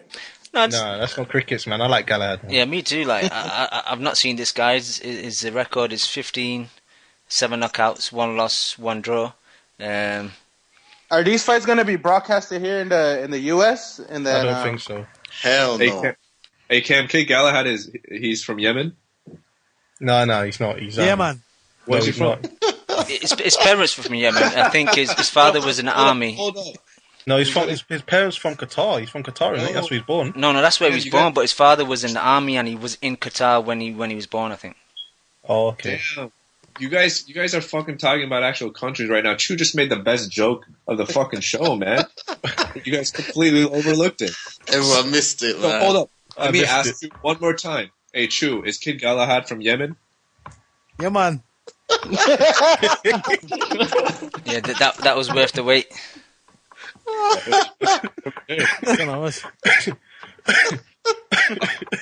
I love that type. Hey, Chew, is there any Jamaicans in Scotland? Nah. Yo, Yeah, man. Wow. Oh shit, man. No, but I hope they do broadcast this here in the U.S., man. I'm interested in seeing these UK fights. Cause like I said, I seen the Scott Quigg fight. I thought it was pretty interesting, man. I would love to see these fights being broadcasted more over here. No, you don't. Actually, I like this amount. Scott Quigg with the devastating left blow. Yo, Ski Mask, the only reason why you want to watch these fights is so you can practice on your accent, man. Hell yeah, bro. That's true. Yeah, I said that to him on Twitter. Your only good voice is Angulo, man. Just work on Angulo. Hope he gets famous again. Virgil Hunter. Yeah. By Ski Mask, go and do. He's an alcoholic for me. Please. Yeah. I thought it was Mr. Hanky the Christmas poo. Yeah, Cam, don't you have that soundbite? Which one? The alcoholic. No, I didn't record that. I forgot to record that. Oh, you know what? I actually didn't hear it, man. I didn't hear him say it. Yeah. It was Ski Mask, after the first round. Can you do a rendition? Can you do a rendition? It was after the first round. Alcohol. Wow. The Roos time is that having we a need heart Ski attack. Mask the most, Yo, but Ski Mask. he falls short. Oh my Yo, god, Roos, man. are you having a heart attack? Roos is Man, dying. he was 2 years as an alcoholic. Yo, Ski Mask, do this one. See what happens when you feign them and drop it to the body? Feign them and look at me. Feign them. What the fuck? Do the look at me, Ski Mask. Look at me. Look at me! Did it come out right? It's alright. Yeah. Hey, I gotta apologize to the listeners for the awkward last minute of the show. Sorry. One day I can fly. One day I could fly. Yeah, but Lewis, I know you're a big fan of Eubank Jr. and I forgot to mention he's on the undercard of the Gethin Matthews fight. So Is he? yeah, he's fighting a guy called Robert Swinburne-Skiski. Is it another bomb, yeah? Sorry, say it again, Carl. I can't say it again, sorry, it's for one time only. Oh my god, that name. I'm on BotsRec. I cannot. Oh my god, that name. It's like Swinburne-Ski. Swinburne-Ski. Can you imagine Ness trying to say it? Nah. Rick, where you at, man? He can't even pronounce Spanish names, man. It's fucking hilarious. Provatnikov.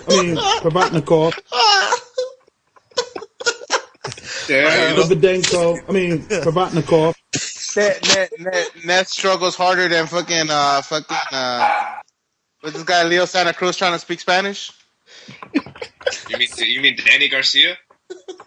Well, both of them guys, man. Fucking Leo Santa Cruz can't even speak Spanish, man. Yo, guys, I want to ask you something. In one of the All Accesses, Brandon Rios was speaking Spanish, but it looked a bit like not that good. Like he speaks shit Spanish too, man. Man, the Brandon Rios speaks Spanish like me, man. We fucking don't know shit. Shit, I thought you spoke better Spanish than you did English for a second, though.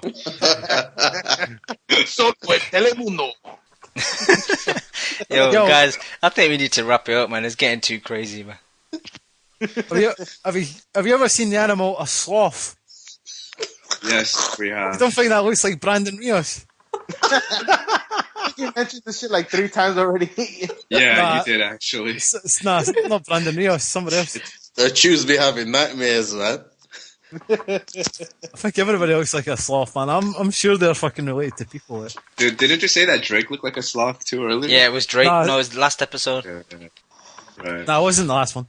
Alright, a few before that. But was it Brandon Rios? No, it was. I can't remember. Who knows? Hey, I mean, who the fuck is Rios fighting, man? He was supposed to fight in June, right? He's fighting Alzheimer's, man. Wow. Wow. Yo. Wow. Dude, you can talk all this shit about boxers' wives, but hey, you can't talk shit about boxers, man.